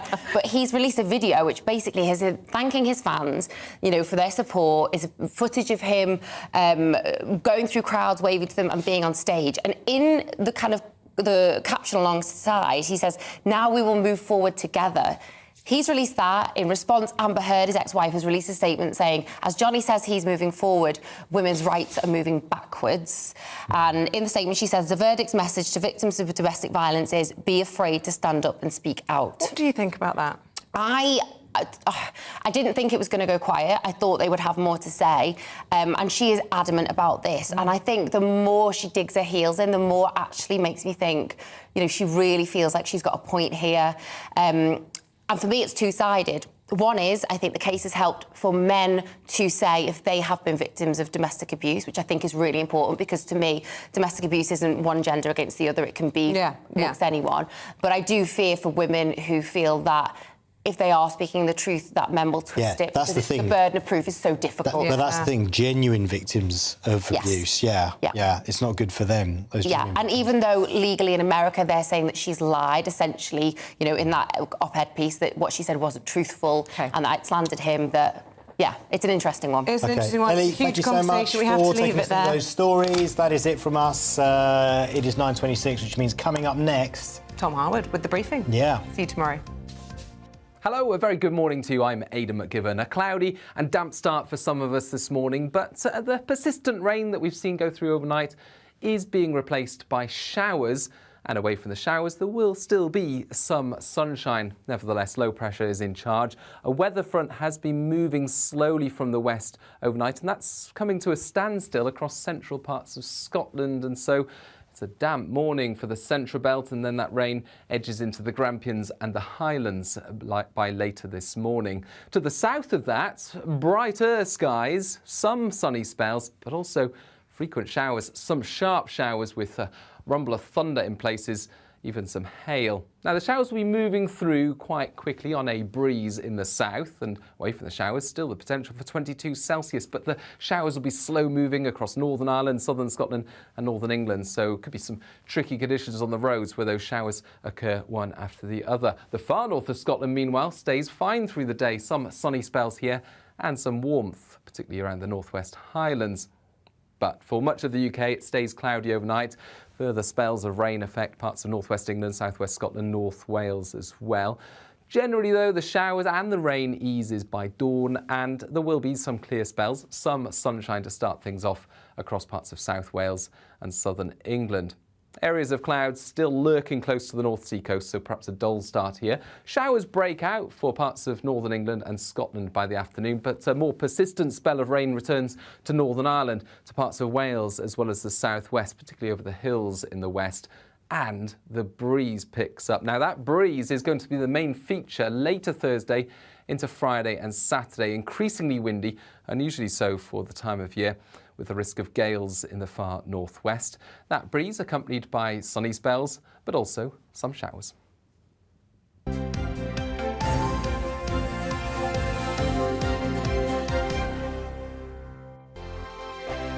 We are GB News. We're right across this great nation. On TV. On radio, on digital. Absolutely everywhere. We don't talk down to you. We embrace all voices. With honest and civilised conversation. We're not part of the establishment. We're one of you. And we're only getting